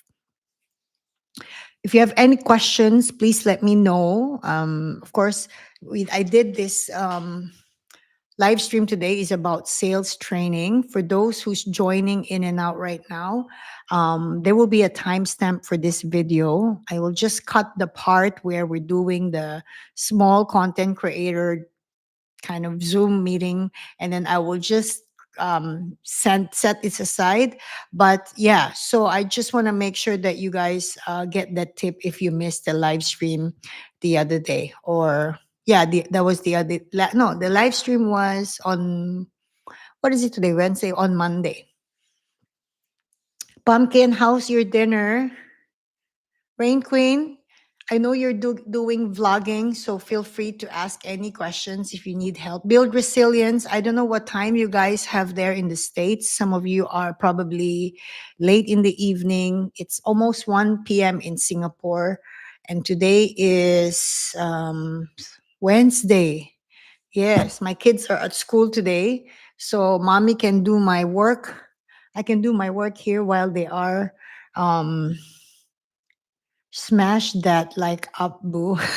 Hi, Kayla. How are you?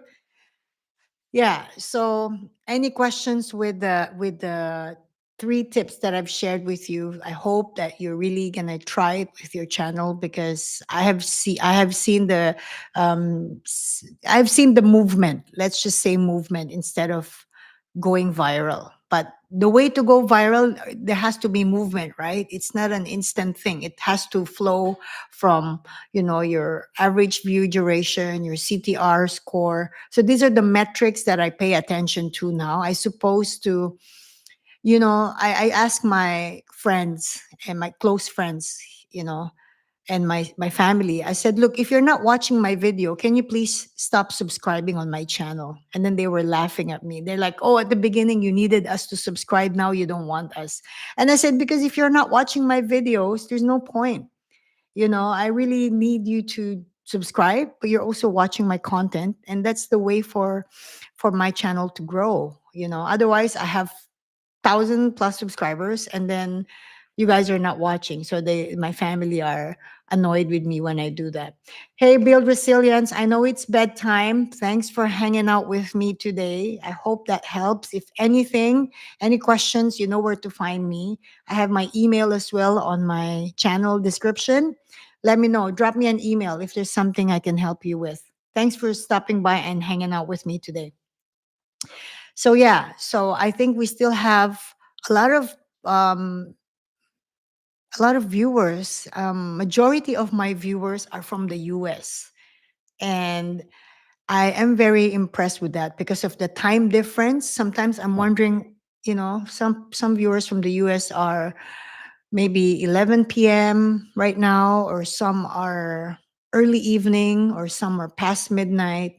So I appreciate you guys stopping by. Again, today's live stream, if you missed the very beginning, which I think you've missed the very beginning, to those who just joined now, today's live stream is basically a sales training, but we've already established that as content creators, there's a lot of sales techniques that we can use into application in order for our channel to grow.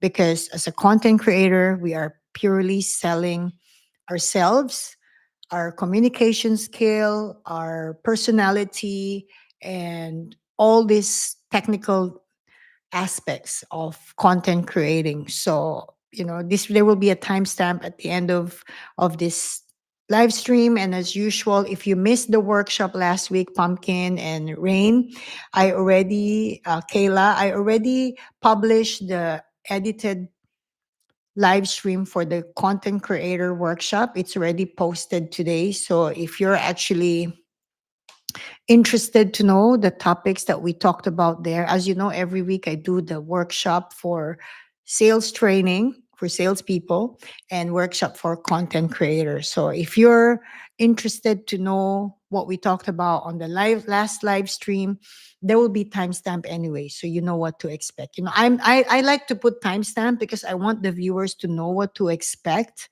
and I don't want to waste the viewers' time and say, oh, I need to sit here and watch 2 hours. I don't know what you're talking about. So that's another thing I want to share with you if you're vlogging.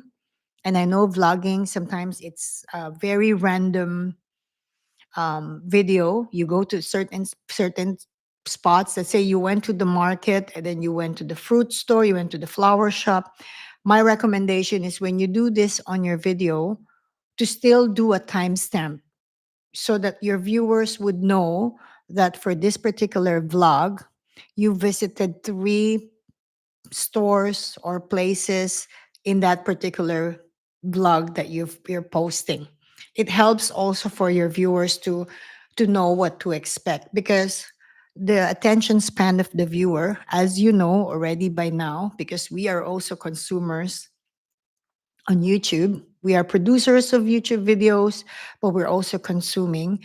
We know already that the attention span is so little because everyone is so spoiled for choices. Everyone is just constantly um, looking for what's next. It's interesting. I was in the train the other day on my way to the gym.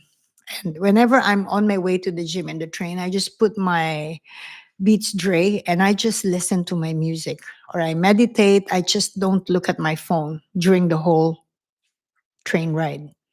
And then I couldn't help but to notice a lot of people in front of me on YouTube. Everyone is on YouTube, and everyone's just like flicking like so quick, not even more than a second on shorts, right?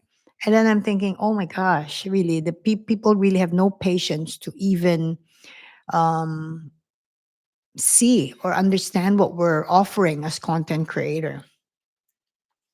And it leads me to my point as well on one of the workshop where I said where I have suggested, how when you create a hook, your intro, I would say give your intro maximum of 5 seconds, maximum. And my hook suggestion would be as simple as really say in 5 to 10 words exactly what solution are you giving to that viewer. That would be your intro. That would be your hook. Because when you see people, and we all do that as well, they flick through channels or or shorts or videos so quick. Really, just do the bare minimum for your hook, but make it very clear to the viewer what's in it for them. What are they getting from you from staying another few seconds and basically hear you out? So something like, um, have you not been to the best supermarket in Michigan where they sell and offer goods for this price and so on? That's your intro, pumpkin. And then you just proceed to your vlog, you know, if you want to do intro on your vlog, of course. But because I know Pumpkin, she likes to do her own thing. But for Rain Queen, I know that you do vlog as well. It would be best to consider your hook or your introduction. I think what I learned as well from my experience, from my own mistakes, is the best teacher anyway is our mistakes, right? I think one of the best one of the one sorry, what I avoid most now, since I've been doing content creating for coming to 5 months, and I've been educating myself heavily on getting it right, is I don't even talk about myself on my videos. I don't introduce myself so much. I don't talk about my background. It's not about me, me, me, me. It's really, here's the solution. Is this your problem? Here's my solution. Let's talk. So if you are providing this approach to your viewers, you have a lot of more chance for them to, the average view duration, that's what I wanted to say, the average view duration definitely will be affected by this, because remember earlier I showed you guys the average view duration and click through rate, right? So the click through rate is your thumbnail. Now once they click it and they say, okay, that's a thumbnail, that thumbnail, you really made an impression.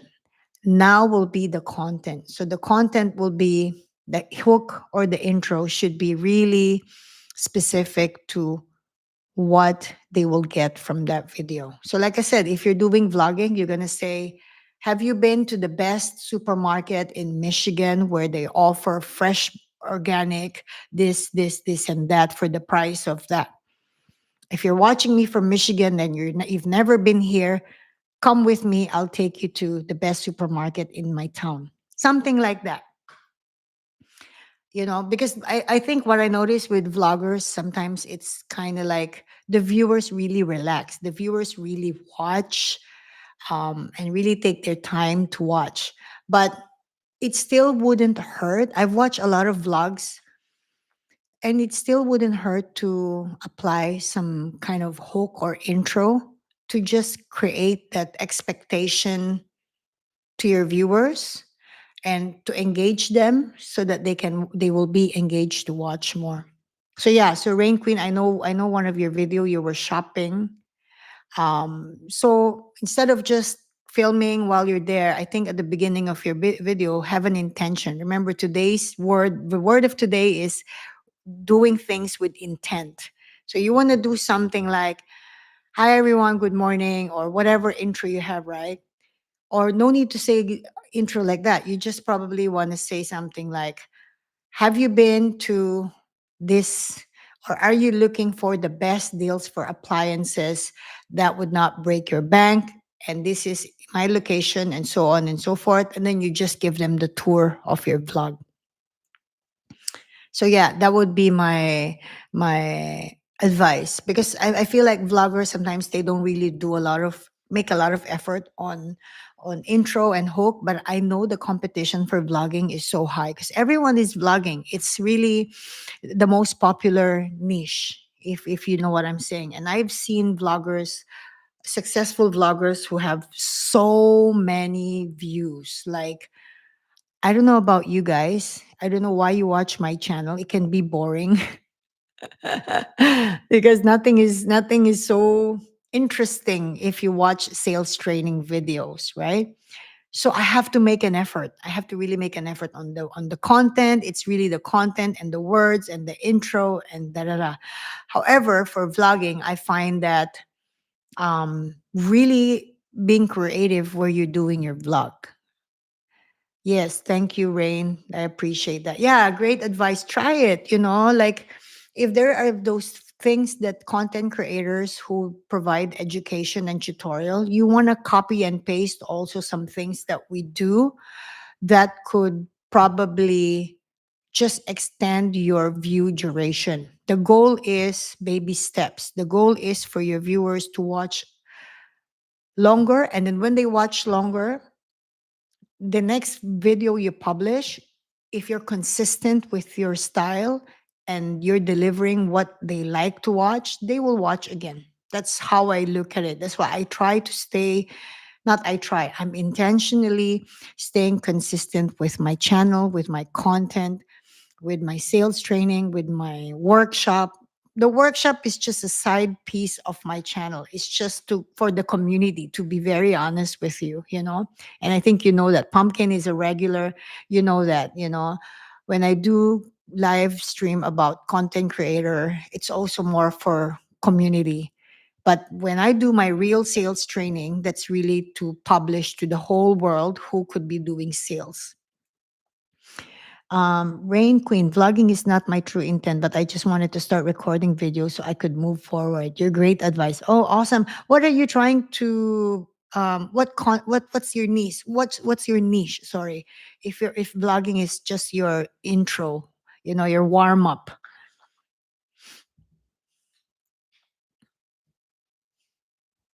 Pumpkin, when is your not next vlogging? Is it still snowing in Michigan? My sister is in Michigan. You know that, right?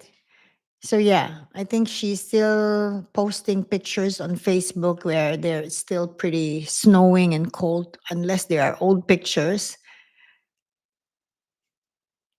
Pumpkin does a lot of vlogging, and that's how I discovered her when she goes around different places in the States in Pumpkin Patch.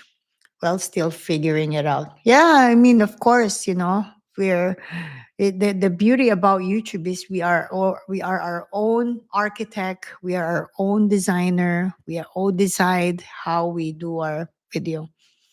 I posted a long video 2 to 3 days ago. I have not seen which one is it, Pumpkin. How come I didn't see that? I saw the shorts. Hold on, let me just check. I saw the shorts. Guys, what I noticed as well, comments are missing on YouTube. So when I posted on my community post today, this morning, to remind everyone that I will have a live stream for sales training, one of the regulars, Isabella, she made comments. She left 3 comments. On my email, I'm notified that she left 3 comments and I read exactly what she commented. But when I went to the community post and I click 3 comments, the comments doesn't show. And Isabella already told me about this a few days ago. So I'm like, could it be like the YouTube has some kind of glitch or some issues there? So let me see on my YouTube Studio Pumpkin.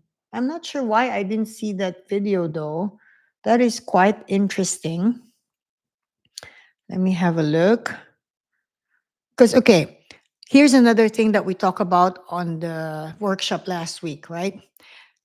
Clicking bell notification, right? Remember in the good, I think before I became a content creator as a YouTube consumer, when I follow a channel, especially during COVID, I'm on YouTube all the time watching baking, cooking videos. I would always hit the notification bell. So every time those bakers would release a new video, I get really notified. Now, as a content creator, I'm not so sure if my subscribers hit notification bell so that if I publish a new video, they will see it or they will be notified. So I feel that, like for you, Pumpkin, I don't get notification at all. Even if I hit the notification bell, I don't get notified on any channels that I followed. But what I do, let me show you. What I do is here, I go to subscription, right? I go to my subscription there, and I go to, there you are, Pumpkin. See? Can you see yours, Pumpkin? I go through my subscriptions, and then I go through each video, all of your rain. I go to all of your videos, and then when there's like a dot or red, like see, like ABC News. I watch ABC News. Where is that? You see, there's a red dot. Then I know that ABC News released a new video. But somehow I don't see all the time that there's a new video. So if I click on new Pumpkin, okay, look, that's you, right? Okay. So you see the pharmacy, I've watched it. I've watched the going to the pharmacy, which I thought was really funny. And I left a comment and then you commented back. Is that the video you're talking about? Um, and then I saw the shorts, the other shorts earlier, which I watched as well. I still don't understand though what you mean by something is hiding on the freeway. A reindeer? Did you say a deer hiding on the freeway? Red is your live, blue is your online. Oh, okay. But what about notification that the content creator has a new video? There's no notification that I could see. Interesting. Yeah.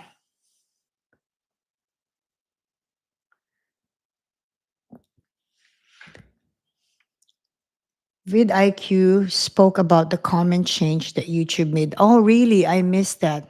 Then Rain Queen, but on my bookkeeping channel, it will be more educate. Oh, great. That would be great, I think that, yeah, I think that you can always experiment on your niche, but you can also add another channel, like if you want to do your vlog, at the same time and just add a bit of side niche or side channel, I think it would not be a bad idea.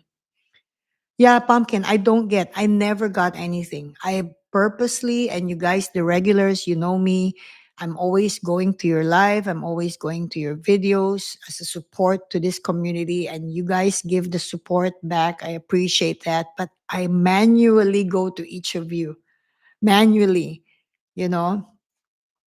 There is a setting in in your studio to send out your videos to your subscribers first, or to set. Yes, I have that. That's automatic. I When I set up my channel, it was already set up for um my subscriber. It's been set up that way. I don't know why um I myself, as a consumer, okay, not as a content creator, I feel like I don't see, I need to go manually to everyone's channel to know that that they publish a new video. Even to you, Rain Queen, when I saw your shopping vlog, I had to go to your channel. There's a handful of content creator in the community that I follow. Build Resilience is also one. I really go to his channel and show some support. And if I have any advice, I share it. That was thousands of deer. Oh my gosh, really? That's one thing I miss about living in the States. I do miss the wildlife. I miss the randomness. I live in Singapore, and if you're not familiar it's about Singapore, um, yeah, we have some kind of wildlife here, but we don't have deer. You'll see a lot of rooster. We are in the tropics, right? Snakes, a lot of birds. And of course, if you want to see more animals, you go to the Singapore Zoo. But yeah, that's how I miss, the life in the States, when you can see random deer or, squirrels, and stuff like that. So yeah. So Rain Queen is also from the States. What's interesting is I do have majority of my viewers are from the States. I've said that at the beginning of this video. My demographic of viewers are from the US, and I'm impressed with that because of the time difference. How did I end up in Singapore? Wow, that's a very interesting question. Because I work in the hospitality. I work in basically hospitality industry for the last 27 years. I'm that old, okay? So, being in the hospitality industry, I'm being transferred to different hotels, different projects, and Singapore has been one of my favorite destination for work. It is the safest place in the world, I would say. And we are geographically sitting in the middle of Southeast Asia. So I'm originally from Manila. So if I have to see my family in Manila, it's less than 5 hours flight. But from here to the US, when my sister from Michigan, when she visits us, she's been living in the US forever. She's already American. I think she flies about 14 hours or 15 hours. Yeah, Michigan to Singapore. So she has to stop Michigan, and then she stop, I think, in Korea, and then Korea stop over, and then she lay over, sorry, and then she transfer and come to Singapore. Ohio, I have never been to Ohio. Wow. It's snowing there. Wow. Do you know here in Singapore right now is, I think, let me check the weather. Now is 30 degrees Celsius. And as you can see from behind me, it's natural sun behind me. It's really sunny. So it's really hot outside. It's like summer. I mean, it is summer all year round. But yeah, I miss the snow. I like the snow for holiday. When I live in Minnesota. I've lived in Minnesota when I first moved to the States. First time I experienced snowstorm, Minnesota. And the first snowstorm I experienced there, I remember it's like we couldn't find the car. Like literally, I don't know, 5 feet, 7 feet snow. We had really severe snow in Minnesota. I think you guys know, all the American viewers, they know that, it's very cold. And Minnesota, every time I meet an American here in Asia and then we talk and I say, yeah, I used to live in Minnesota, they'll be like, oh, Minnesota, cold. That's their reaction. Pumpkin is from in Michigan, also cold. Um, who else is in here? Your sister is about 40 to 45 minutes. We are getting a storm tomorrow. Has your sister told you? No, I haven't spoken to her, but I think I should send her a message on Facebook Messenger and tell her that. Yeah. Wow. Snowstorm. I remember the snowstorm in New Jersey. I also live in New Jersey, guys. So I've lived in Minnesota, I've lived in New Jersey, and I've lived in San Diego before I moved to Singapore. So I know the states pretty well in terms of weather, way of life, people, food. And I had a very interesting time when I was living in the US. That was in early 2000. So very different America, very different US. Cost of living, food, quality of life, people, locals, it's so different. I can see that even my sister in Michigan, she would say, "Oh, it's not the same America when you were here. It's changed a lot." So it's just so far for us to visit. And my kids may not be able to handle such a long flight. It's about 14 hours. And the time difference, guys, now is 1:21 p.m. here in Singapore. So you can check the time you have there on your end. So yeah. But if you come to Asia and you come to Singapore, you guys really should let me know. I would be happy to give you a little tour in Singapore. It changed a lot. Yeah. Yeah. I remember when I was in the US, I would spend like, I think $100 is already a whole lot for grocery. Like I remember like it was like good for 2 weeks, of stuff, like cereal and all the stuff in the pantry. Yeah, and my sister's like, oh no, $100 nowadays you don't even see it anymore. It's just 5 items.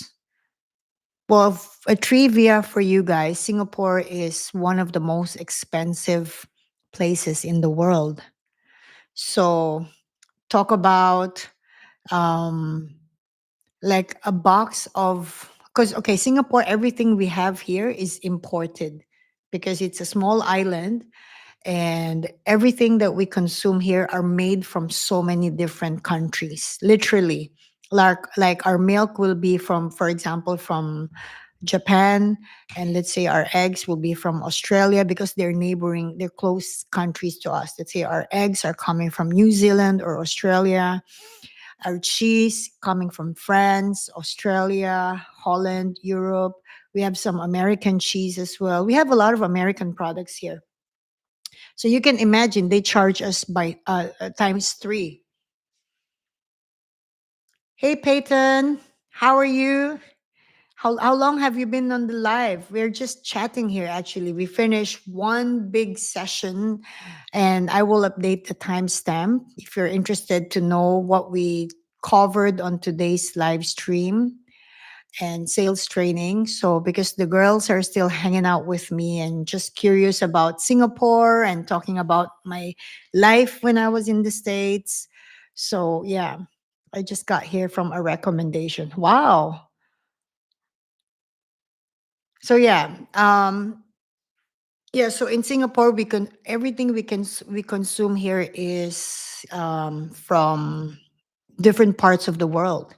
So we don't have our own produce, put it that way. Our veggies, name it, veggies, fruits, clothing, everything, garments, everything that we need here, basic and luxury, they're all from different parts of the world. So that's why Singapore is one of the most, if not the most, maybe the top three. Maybe we are on the top three of the most expensive places to live.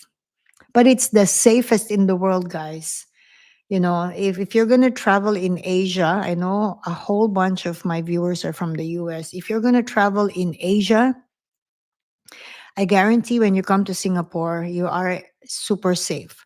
Like here in Singapore, if you go to places, right? I mean, you can go to, let's say, a food court, or in the shopping mall. People would not really bother you. Like if you left, there was a time I left my purse in the restaurant. I left my laptop. Here's the crazy story. I left my laptop in at the airport, in Singapore airport, in the lounge, right? So I can tell you, once we were checking in, literally we left from the lounge for dinner, and then we were going to the boarding gate, and I left my laptop, and I was freaking out. I ran like marathon. I ran like with bullets of sweats and stuff because I thought I lost it. And the whole lounge was full of people, and then it was there because Singapore has CCTV everywhere. The surveillance of CCTV in Singapore is everywhere. Yeah. So also, Singapore is, you have nowhere to hide. It's a small country, it's a small island, but you have nowhere to hide. So if you want to commit a crime, you better be able to swim across the ocean to Malaysia. And if you can't do that, if you don't think you can do that, then you don't commit a crime.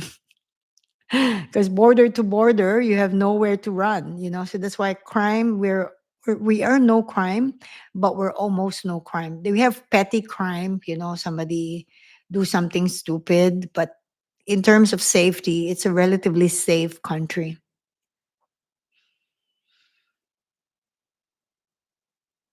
To Singapore. Oh, interesting. Yeah, Singapore is a very interesting place to visit when you come to Asia. You know, I would recommend Singapore. I would also recommend Japan if you want to go visit Japan. I have lived in Japan and worked in Japan before. I recommend Japan as well. Yeah, they're strict on crime. That's right, Rain Queen. You did your homework. Yeah. If you get caught with drug possession, I think the tolerance is zero. It's death penalty. So I remember those who got caught with like few grams, like literally 2 grams or less than a gram of something, it's death penalty. So we have no drugs here. Or if there's drug dealers here, they are taking a very massive risk for their lives because if you get caught, it's death penalty. Yeah. And that's why it's so safe because crime, to your point, Rain, they're strict on crime. And because there's no drugs everywhere, so nothing really triggers people from doing stupid things because they're high on something. And you can see the youngsters here, the young people here, the locals. You would see them on the weekend. They are doing sports or education or tuition or studying because they have nothing better to do. There's clubs, there's bars, but they can drink alcohol and then they get wasted and that's it. But there's no drugs. Death penalty is the number one consequence you don't want to get. If you get that, you better have a good life insurance. No, Singapore is really a crazy place, Peyton. Really. This is a very unique place. Interestingly, um, I remember when I first moved here, there's so many rules that they talk about. You know, they said this one you cannot do in Singapore and this and that. But the truth is, it's just really doing the right thing for the most part. You know, just do the right thing.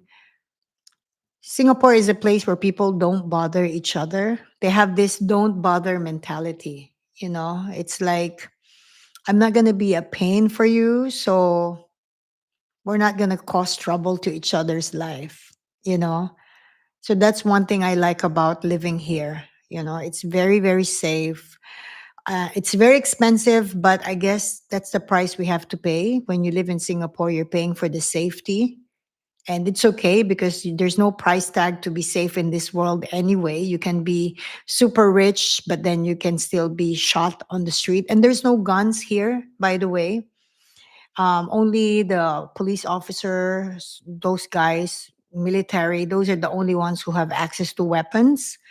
So there's no weapon here. So there's no drugs, there's no weapon. Take those two away, and we have a very safe community. We have a very peaceful, kind of boring, if you want to say that, but it's quite a quiet way of life here. People are here just it's a bubble. They said we are living in a bubble when we are in Singapore because the safety and the way of life here is only here. Once we get out of Singapore, the real world is outside Singapore. Yeah. So yeah, I recommend if you some of the viewers were asking me on the last live stream, where in Asia would you recommend? I would say, do they allow people to move there? Yes, yes.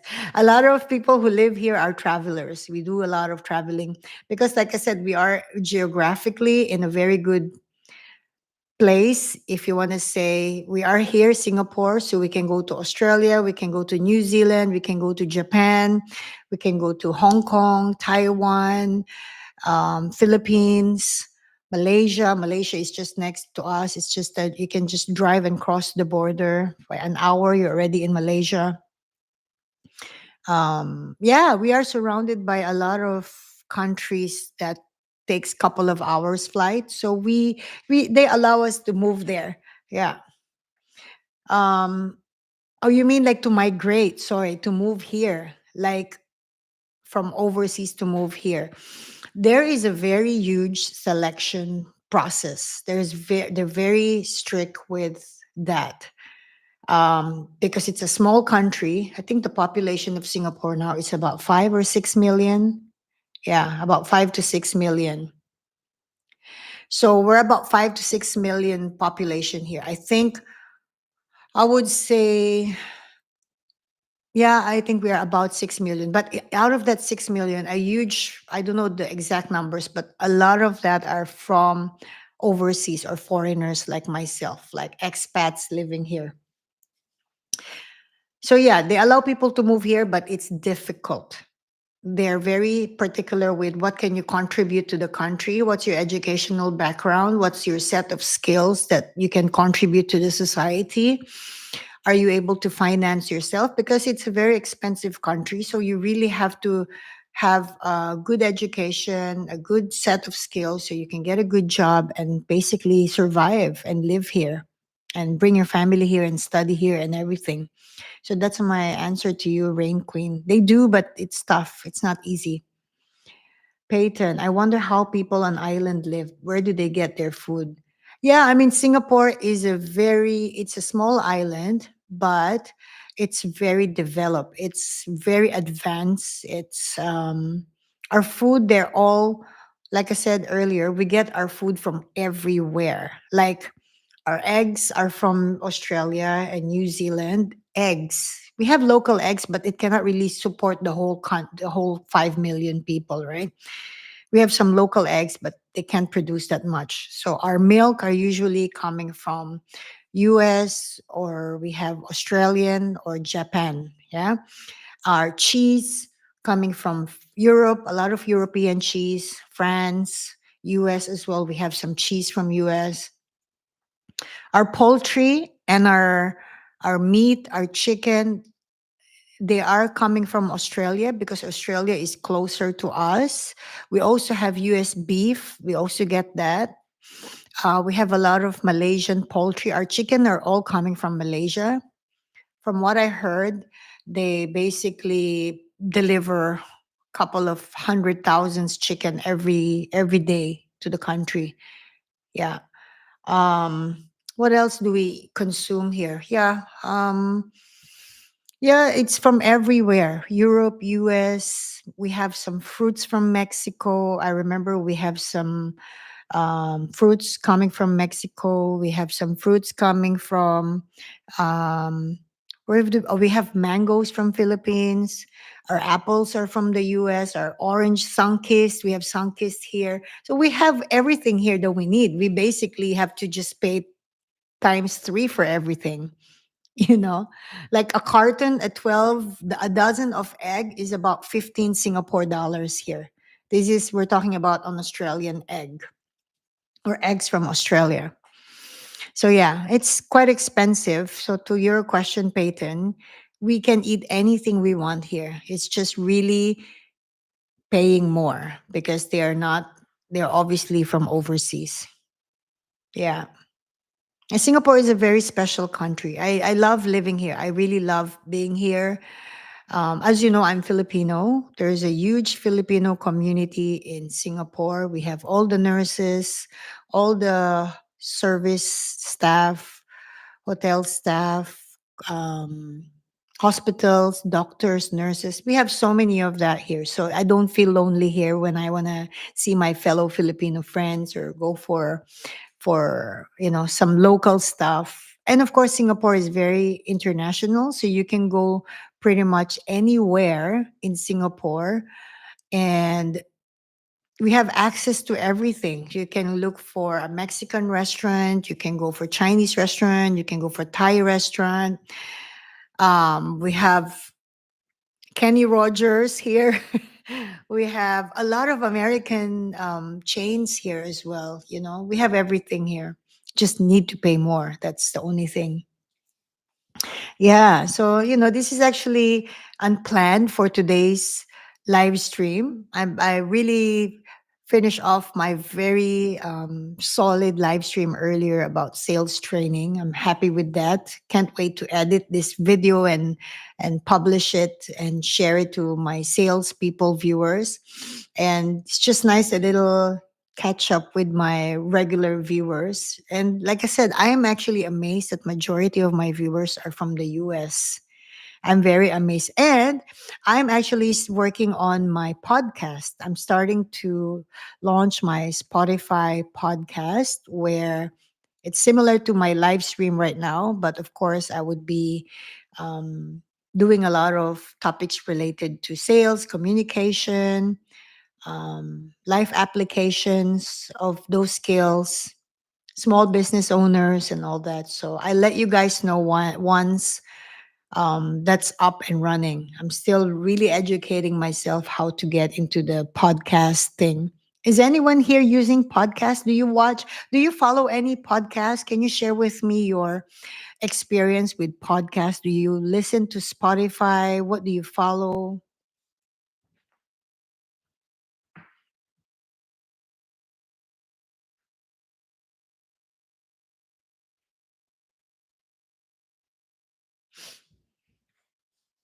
What time is it in the States now? I'm surprised you guys are still up. It's almost 1:30. It's 1:37 here.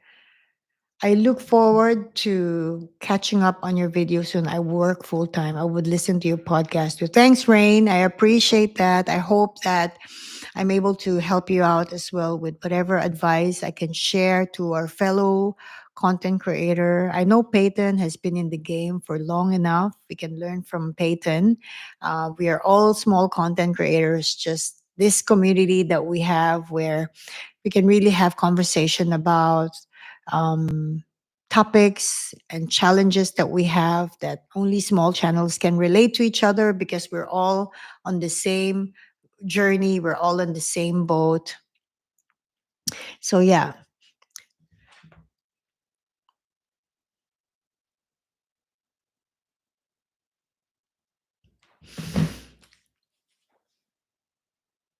Yeah, it was such an interesting time when I was living in the US. It was such a different America.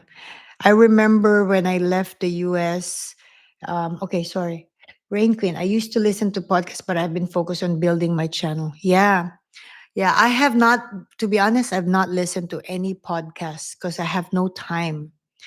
And since I became a content creator, I feel that this is consuming enough for me. So I'm on my phone. It's okay. It's okay. No worries. So yeah, I mean, I feel that podcast would be a good direction as well. I know that YouTube has a podcast option for content creators, but I want to further market my coaching course and I want to see if I can tap on Spotify. I have nothing to lose. I just want to see. As you know, I do have a website where I offer sales courses, communication, telemarketing, cold calling, all these sub related topics. I offer that on my course. And I thought maybe Spotify would be a good avenue to get started. So I'm going to try that. But I know that I need to record as many episodes. They said when I was watching a tutorial on YouTube, someone said that you need to at least record at least 6 videos, 6 live stream, and then you bulk it and then you just store it. And then when you start your Spotify channel running, every week you have a new content. And so at least you are not running out of episodes. Yeah. My ex-husband just asked me about how to start a podcast today. Yeah, just go on YouTube. I'm actually just watching a bunch of YouTube tutorial on setting up a podcast channel, whether on Spotify or on YouTube. So could be if you're doing your bookkeeping and your educational content, I think it's a great idea to do that. I think it's a great way to practice. For me, I consider podcast and live stream as an opportunity to practice my communication skill, to practice speaking spontaneously. I've been speaking for 2 hours and 39 seconds now. So I think I'm rehearsed now to do a podcast. Can you share with me, guys, how does my mic quality sound? I've never asked the audio quality from the listener, but I'm very curious how does my audio comes to you guys? Is it clean? Is it crisp? Is it grainy?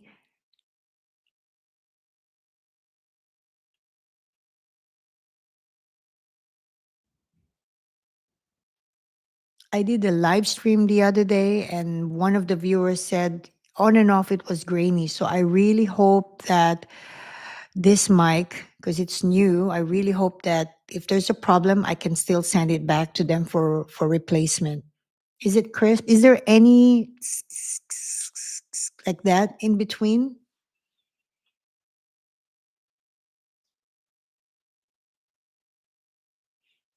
Because I would be so upset if this is really a mic that is not delivering good quality audio, because that's the whole point why.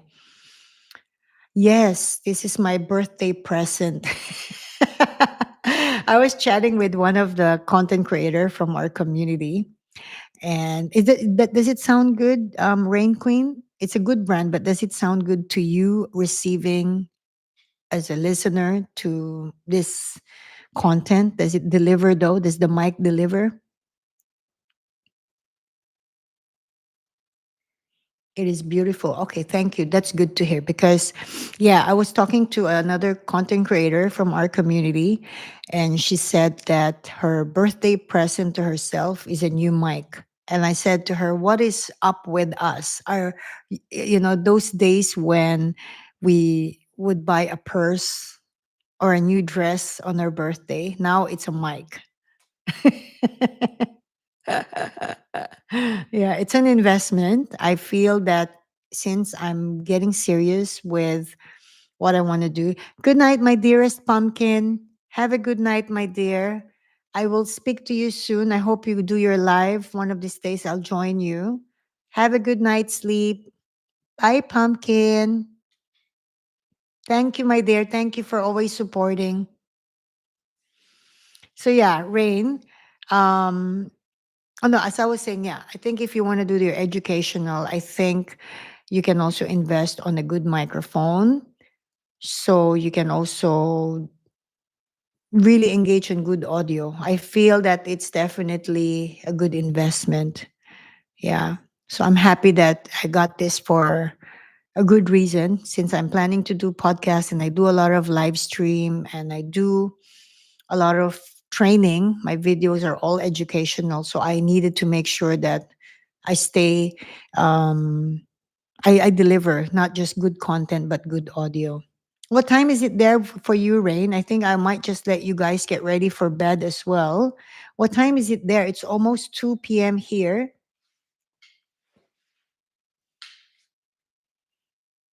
It's 1:44 p.m. here in Singapore.